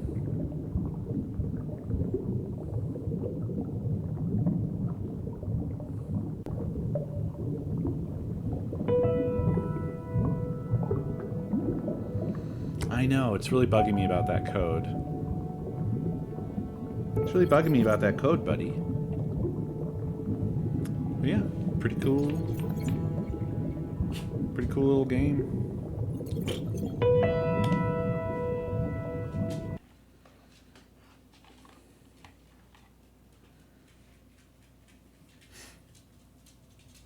Okay.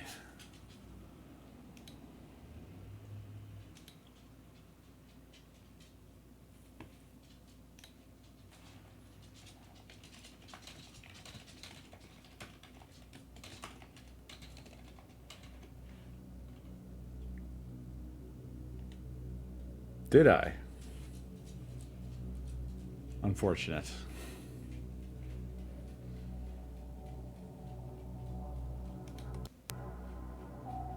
Huge man.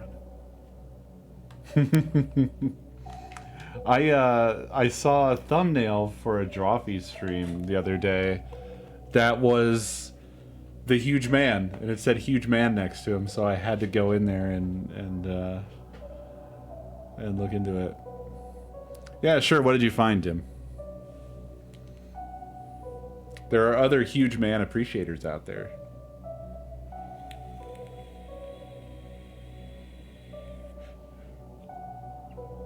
Damn it, so it was at the shrine. Son of a gun. Ah, it kills me that I thought of it, but too late.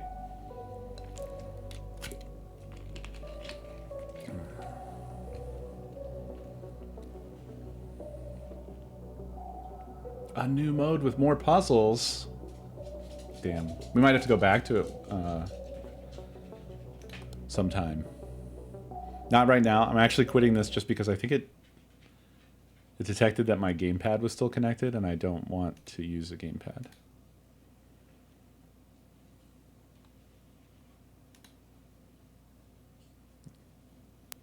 There we go. Nope, it just is this way.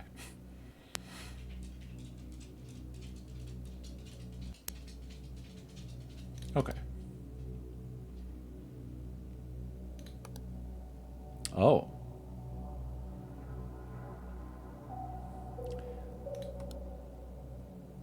Let's be normal. For IOOD players? For new, I'm on observation duty. Players. Balanced anomaly difficulty, no penalty from false reports.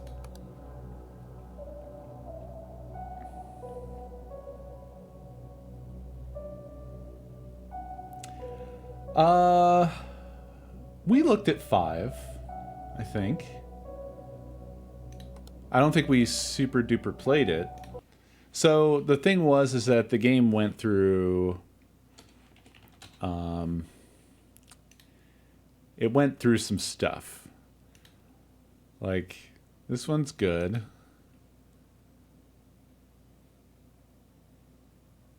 I think this one was...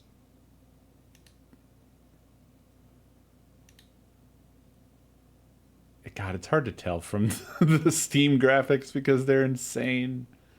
One of them was awful. The 3D one was awful. I think that's 3. I think this one was terrible. And then I think we got into 4 and it was just sort of ugh. Well, there was one that had like a PS1 aesthetic.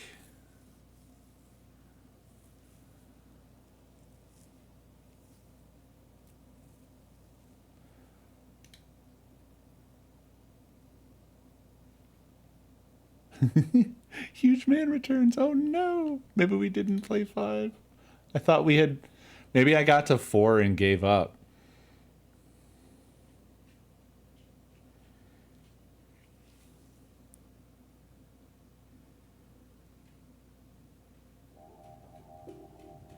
Oh. Right. I only opened it because of the title screen being fucking awesome. And I showed it to you guys. Because it's got this bop. And this fucking weird visual that I really like.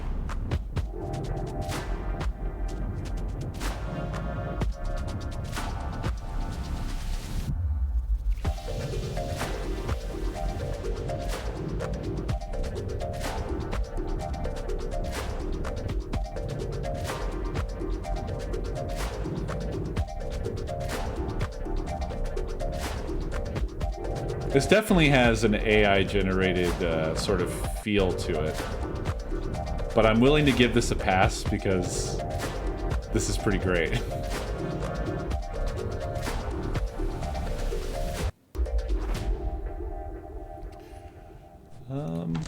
Yeah, so I guess we didn't play this one. We could play this one instead.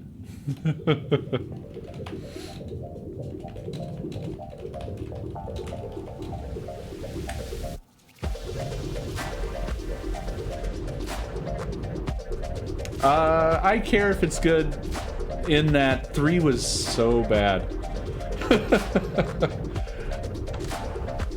To where it was like, I'm sad that we're even playing this. This developer really cranks these out, though.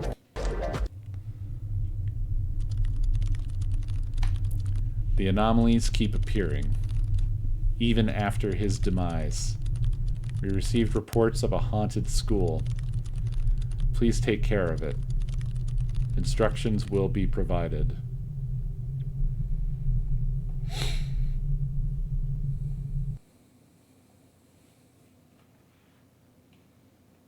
Ah, okay.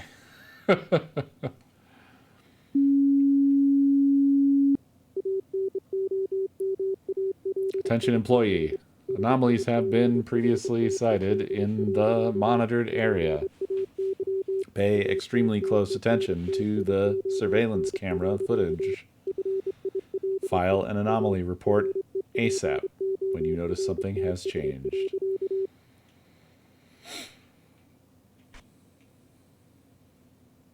Okay.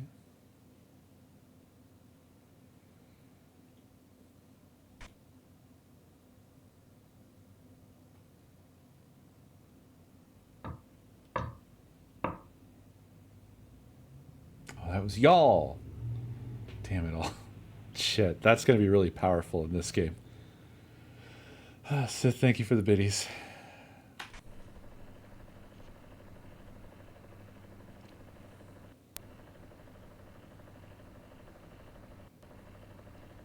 Fuck, this is going to be impossible.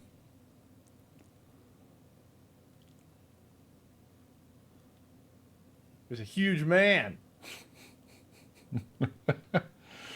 Lord Terranix, thank you for the biddies. You know what's funny is that I've heard that so much that for me that's like the canonical reference about the guy, that it felt weird seeing other people talk about it, like on the Drawfee thing, and that not having that be a part of it.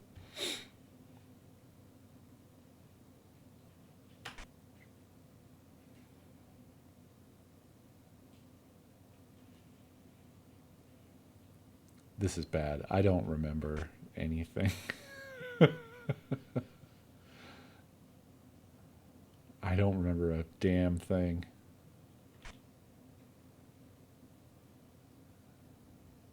I'm sure there's plenty of anomalies by now. I need like a formula.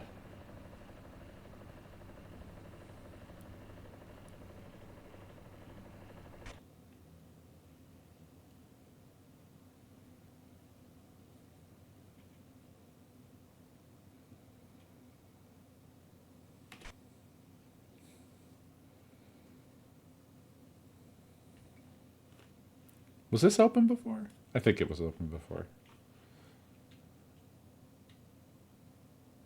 Fuck me.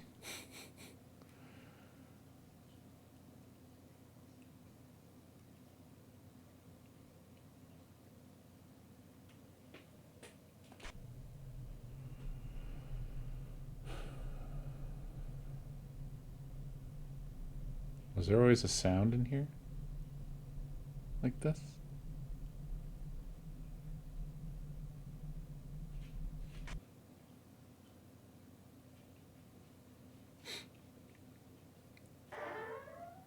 Fuck you. Thank you for the bits. Wait.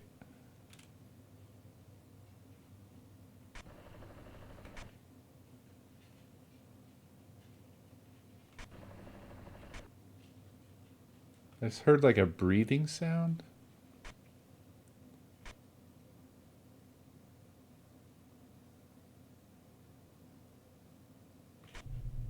Oh! Is this? Yeah, it's the corridor. Oh, and something moved?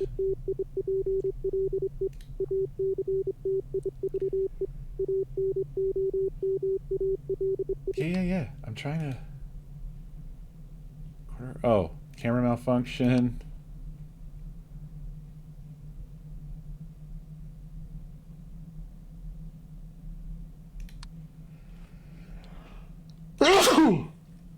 Excuse me.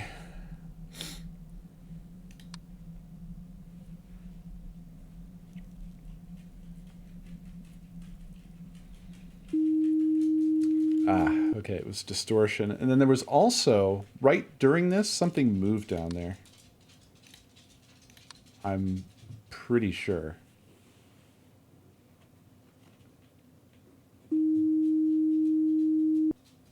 Nice. Yeah, there was something... Oh. We've hit the 1 minute mark.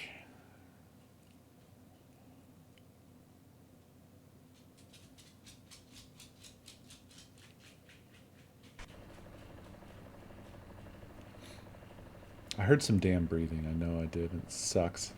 It wasn't bits. I immediately checked. I keep looking at these. Trying to remember the order.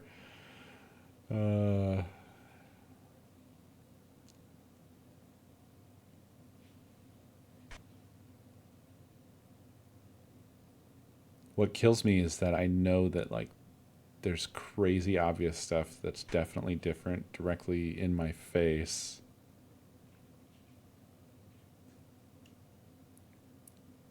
I think something's different here.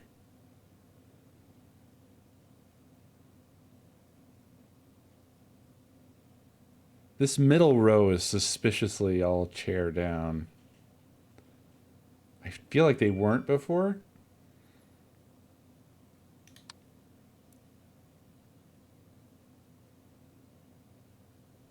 I'm not sure.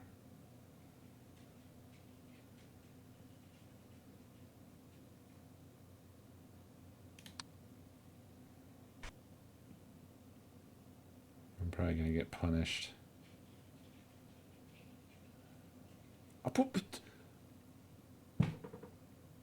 Come on, Neil. Oh. What is that? What is that? TV monitor anomaly. No. No. Stop it.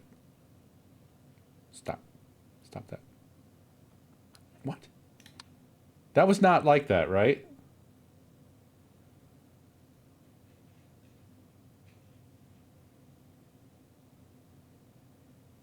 Oh, I forgot that I have to change this shit. This is classroom 2. Yeah, I know. I kept thinking like it's the one that I'm in.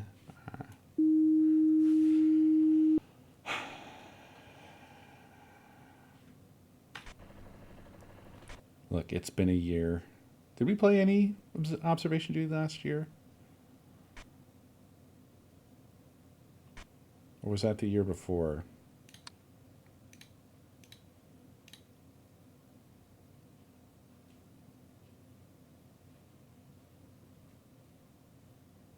Is that a light anomaly, maybe?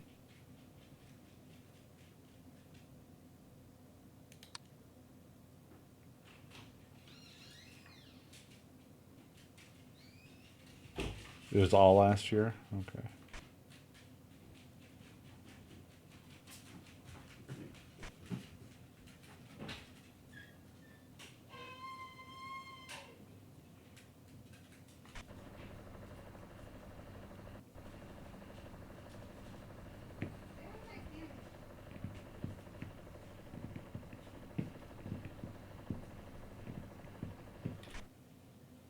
Ah!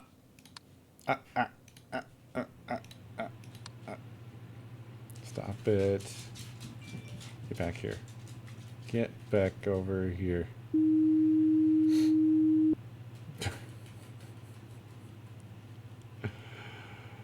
Oh, I love this silly ass game. I think I also kind of just burned myself out on a lot of observation duty. I think we did play a lot of them in a short order.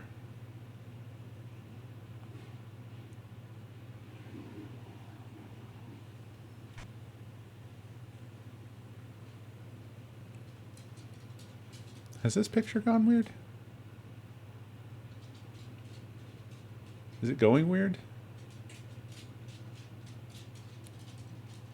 I mean, it's hard to tell what it is because it's at a strange angle, but I think if we could see it straight on, it's probably horrific.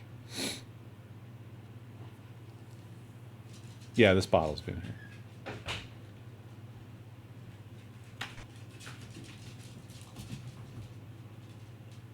Hello.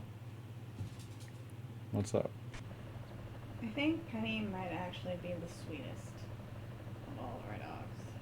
Man, I had a moment there because I thought that sentence was going to end differently. What did you think I was going to say?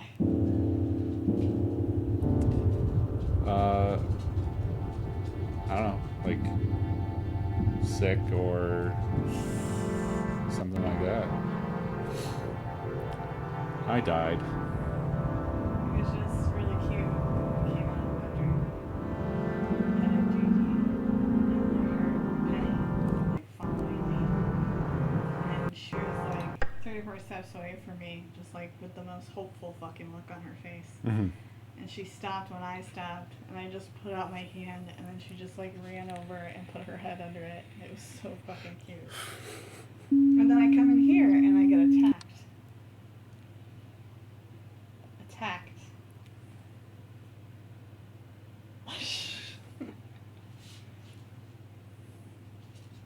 I put my hand out to chew, and he just like licked it and walked away. He's like, you don't have any fucking food, I'm out. No bottles.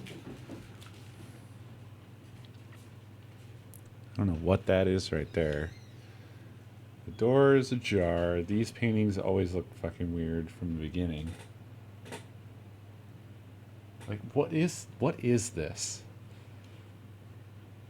What is that?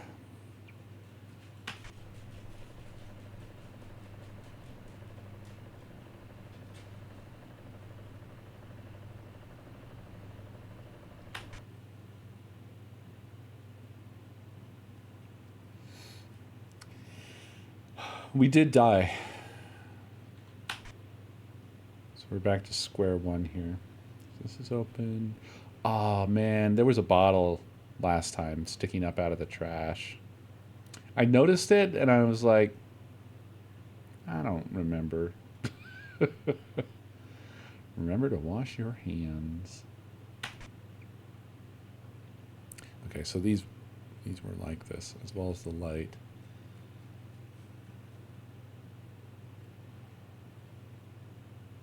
Okay.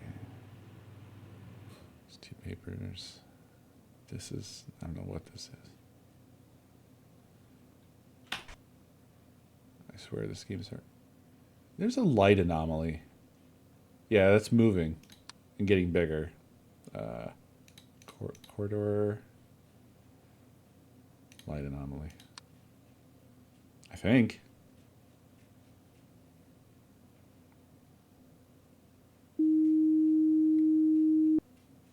Yes.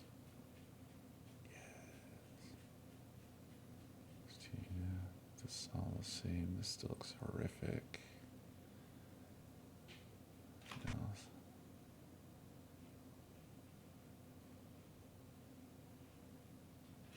Oh shit. Oh man, that's some clacky balls. We gotta watch out for those going off sometime. That's what I expect will probably happen. I'm also expecting this clock to start just going like...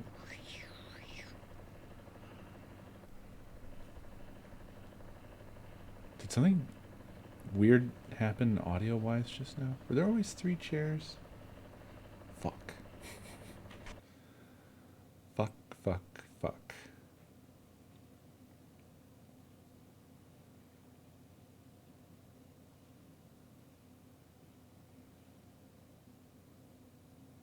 I'm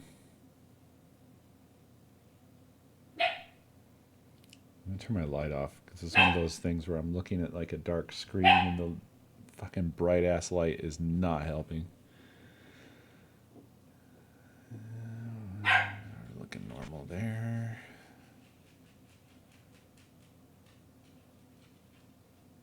Was this always here? Shit. Fuck, I don't remember if that was always here. I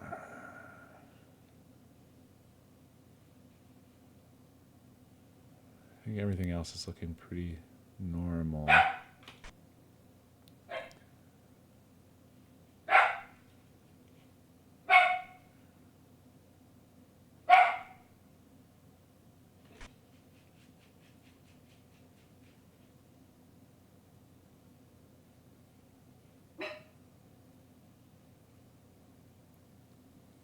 This shit is so hard every time.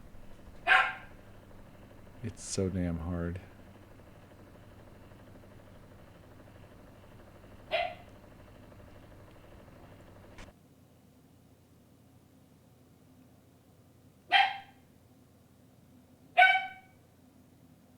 It kills me because I know that there are anomalies. At this point, we're at 1 minute.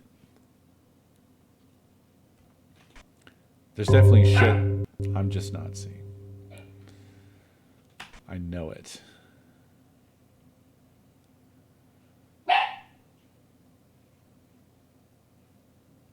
Son of a gun.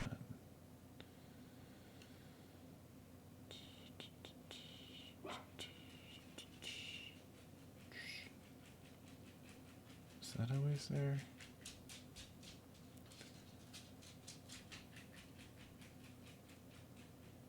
I'm not sure.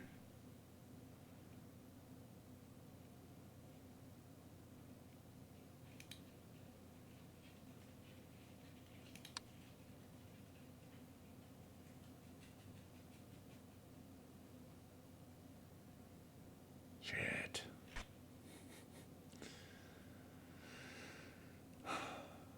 Oh. This is an emergency warning. We are receiving readings of multiple active anomalies in your area.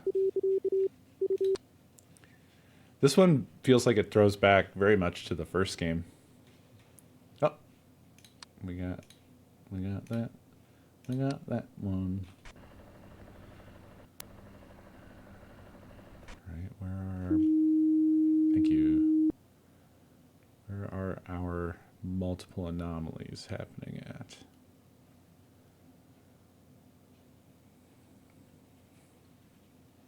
Yeah, so we've got Abyss presence. I forget what that looks like. I think it's like a black hole, kind of. Camera malfunction is pretty obvious. Well, you would think, but apparently distortion is different from camera malfunction, as we learned. Door opening, closing, self-explanatory. Extra object. Maybe that's what I should have tried in the corridor. Intruder, if there's a huge man. Light anomaly, pretty self-explanatory. Object disappearance, object movement. So that seems to be literally moving. Picture anomaly. Well, object movement is like if it was already present and then it moved to another spot in the same place. Picture anomaly is a different, like a picture changed. Other is other. And then if something happens on a TV or a monitor. There's a huge man. There's a huge man. Terranix, thank you for the biddies. Appreciate it. There are multiple anomalies in my zip code. We are going to die. We're going to die because I am missing them.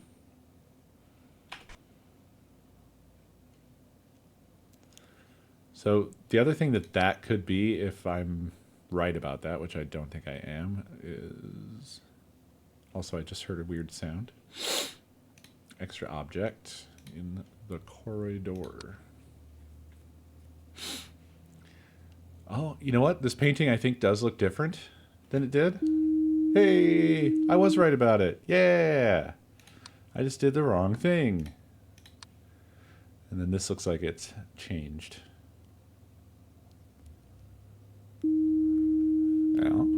Yeah. Does this keep us in the running? Hard to say. These pictures, it's so impossible to tell if they've changed, I feel.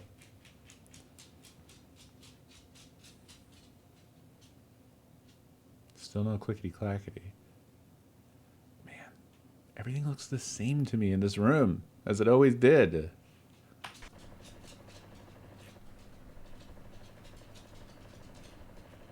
Same with this.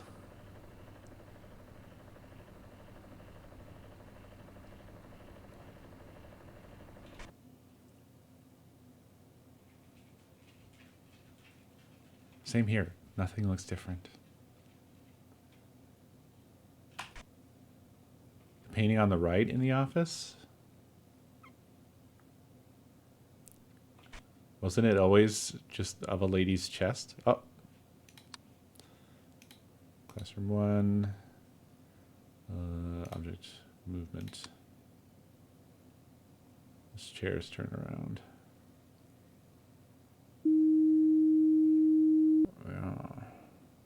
Yeah.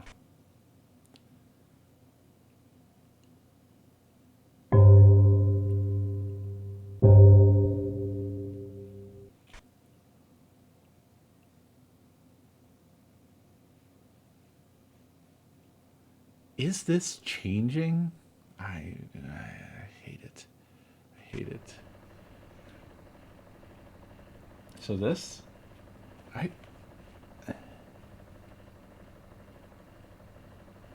actually, I don't know what that's a picture of. I thought it was a like weirdly cropped picture of like a woman's chest area, but the more I look at it, the less sense it makes. I think a lot of these are like those sort of dream of electric sheep things, like just generated strange imagery. Actually, at the time this came out, it might have been like early days Mid-Journey bullshit.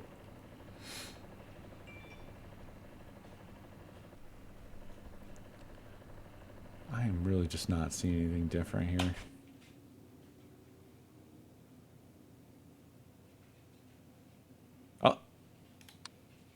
I think we have an object, extra object here.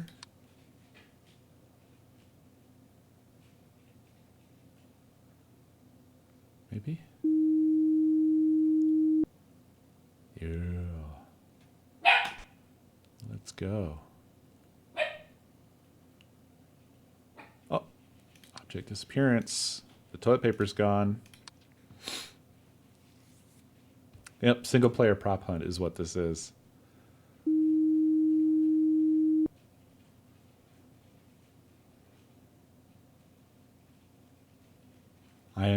I constantly look at those damn silhouettes. I think they're too obvious. That's why they're not changing.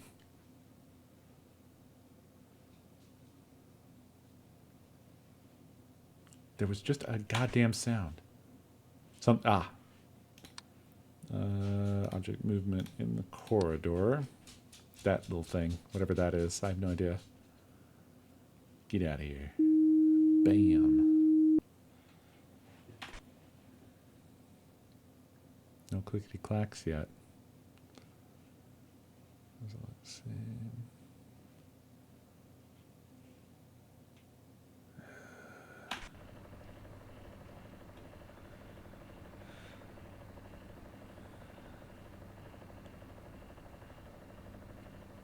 When this game is doing what it does well, it is really good. I love the super subtle stuff.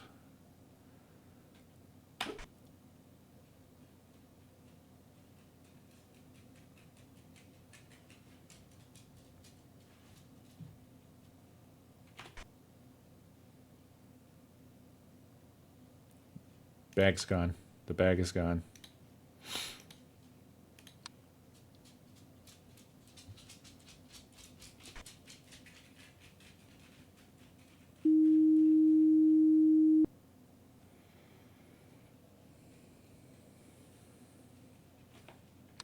Hold on a second. I have to investigate shenanigans. What are you guys doing? Making a damn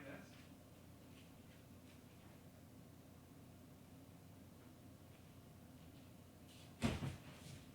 I'll allow it.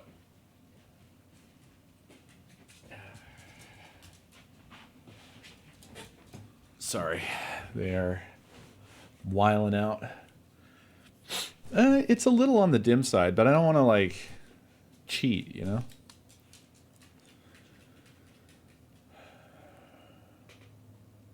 Do we have some different item stuff going on right here?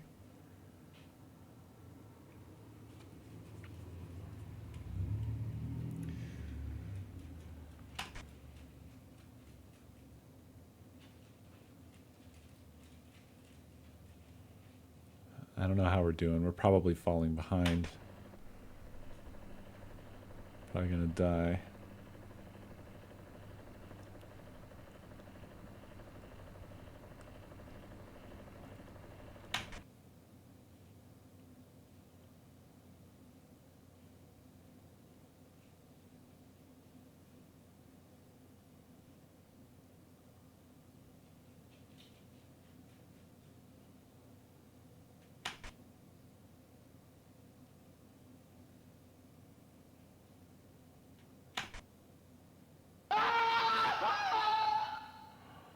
Abe, thank you for the biddies.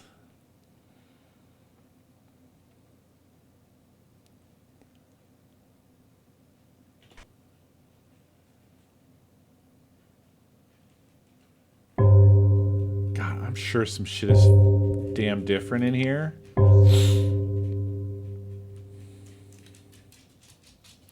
But I'm not sure what. I think there's an extra object, but there's a lot of little things that I'm just not sure I haven't missed until now. See, there's like a sneaky bottle. There's a ball. There's something like a bottle there.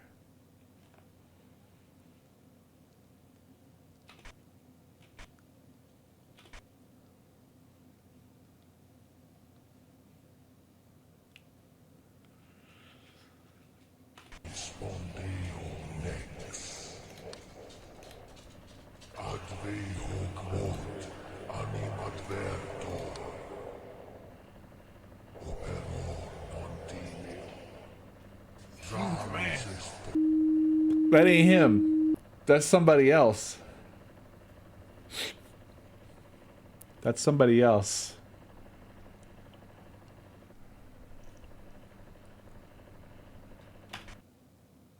He was jacked. Light anomaly in the GM. These are all still the same, though.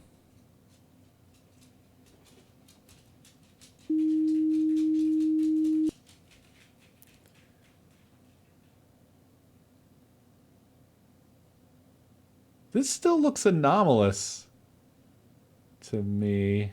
Maybe it's not. It was always kind of bright in here.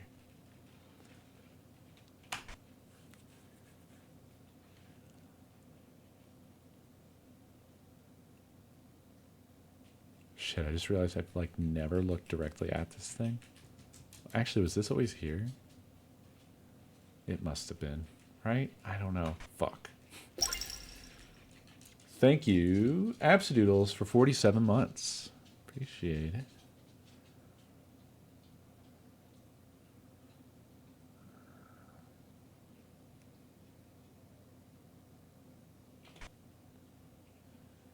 This game is so hard. Pictures all looking kind of normal.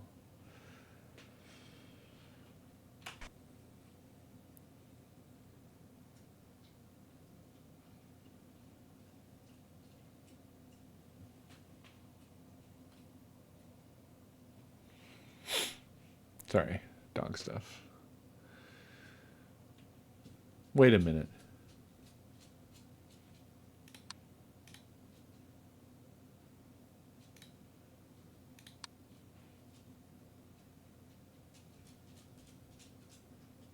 Was there always a laptop here?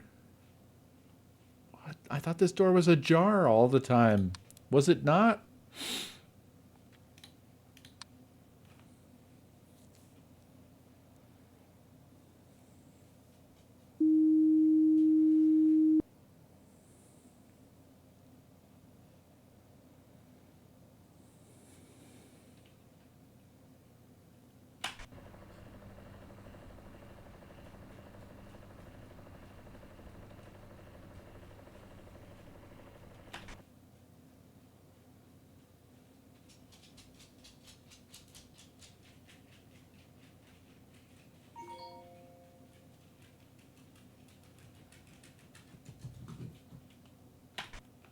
Yes.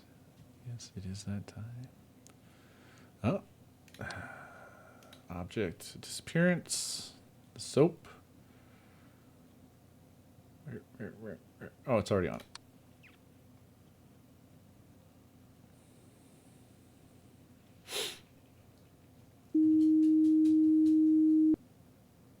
Hell yeah. We fix anomalies around here. Boy.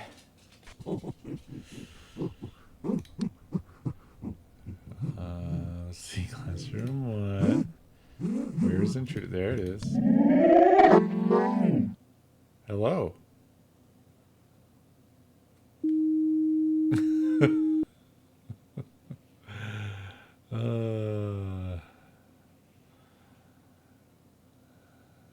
Some Gary's mod ass shit.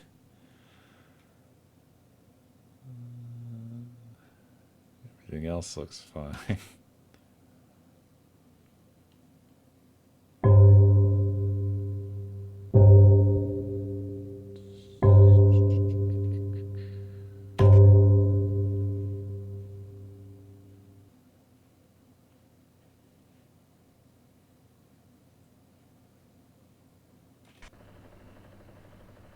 Oh.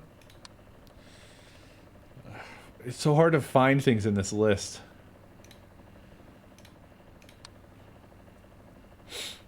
Yeah, this is changed. Chair. There's a chair missing. There were 3 here in front of this. Object disappearance.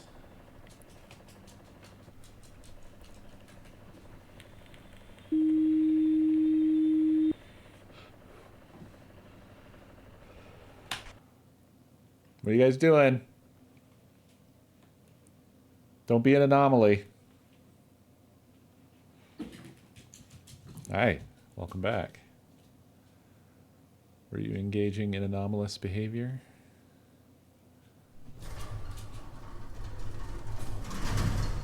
Fucking fuck, Sith. We have detected the skinny prince in the gym. Please file an intruder report. Do not look at the gym camera before the anomaly is fixed. I just switched off of it. Okay, the skinny prince.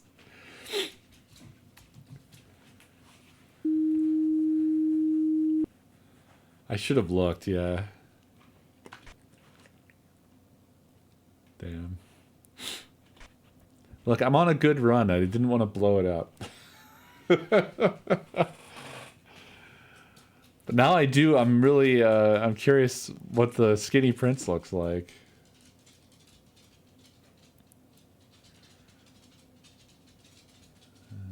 Things look normal here.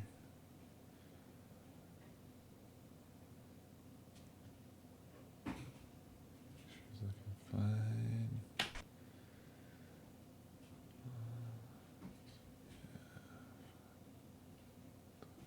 Door closed.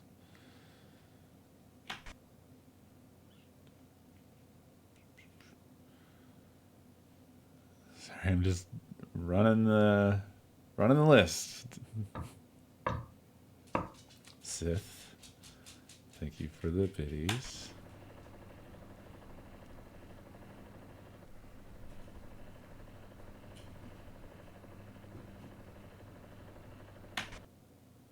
Oh!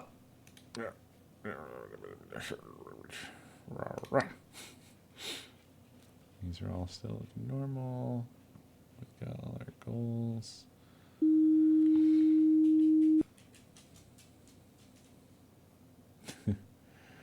What happens if you look in the gym? Ethan, thank you for the raid. Oh, Clark did it. Clark, thank you for the raid.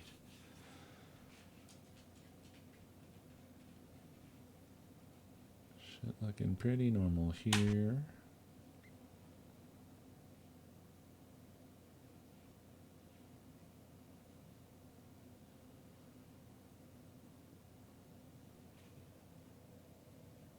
Is this different?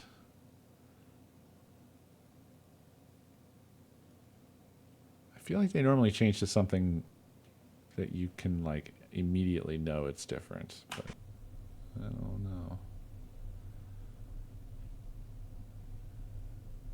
Stuff's looking the same. It's there. God, I know there's shit that I am just not seeing.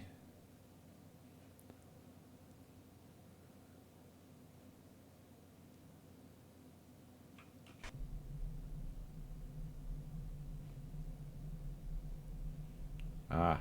I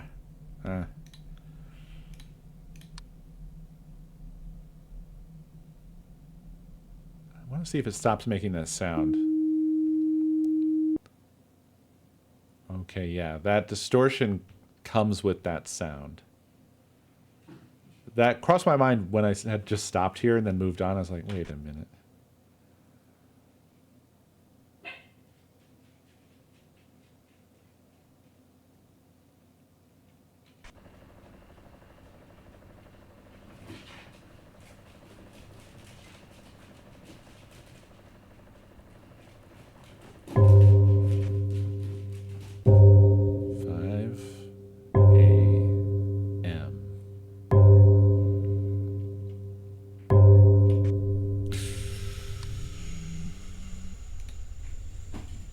It's the not skinny prince.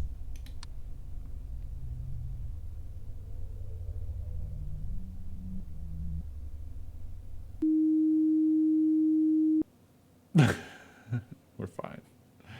Everything's fine. Oop. Monitor anomaly in classroom 1. That's different.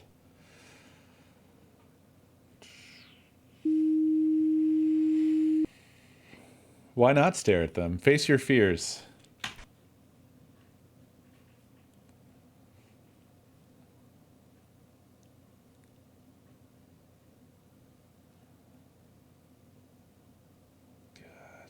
It's so hard to tell in the corridor if something tiny hasn't changed. Nah, they don't. No, they're friendly. The last one said hello.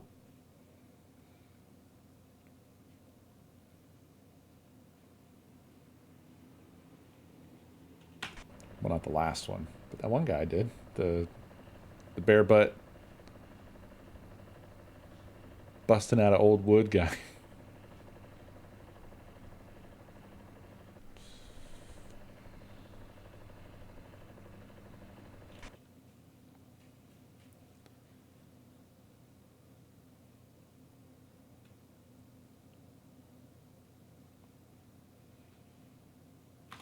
Something moved. Something moved. I heard it. I heard it.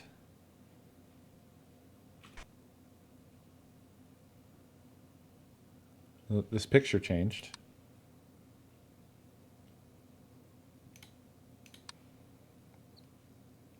That is different. I don't know if that makes a sound, though.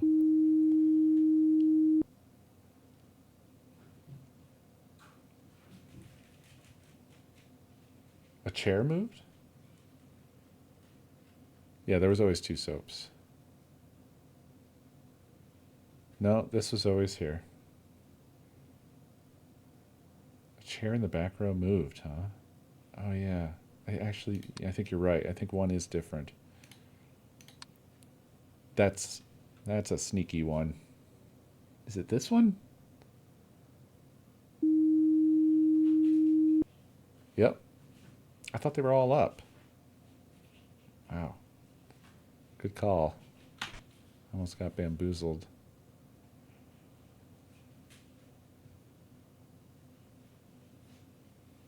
Stuff's all still there.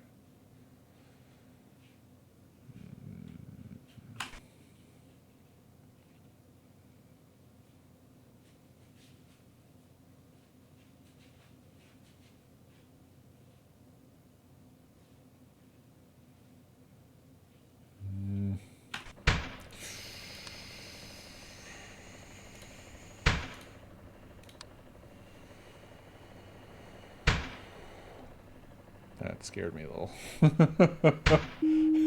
Oh, good. I'm not alone. The bag is always on the desk. That's normal. That's normal.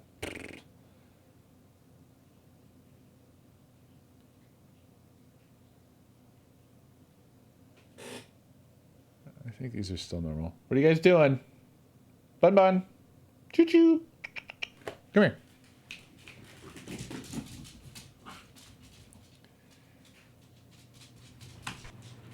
Wait a minute. Yeah, fine.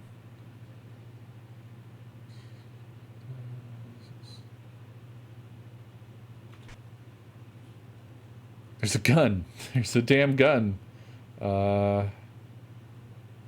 Extra objects. Classroom 1.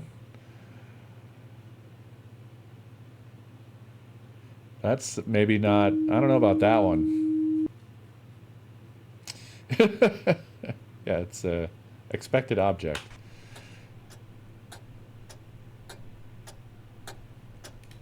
The hell's this?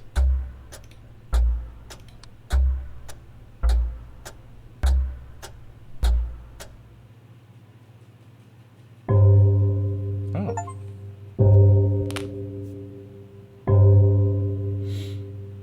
Yeah, I thought the floor was different, so I tried other.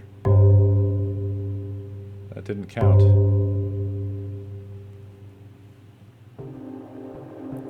Hell yeah.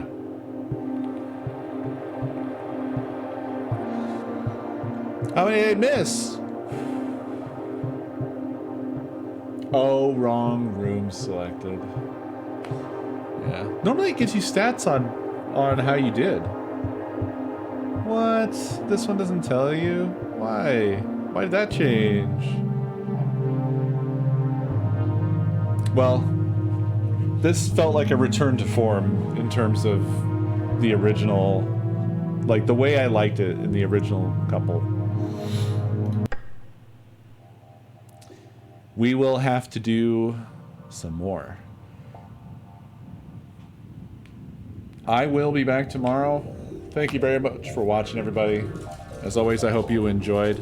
I think these were a couple of lovely games. And this shit's a bop right here.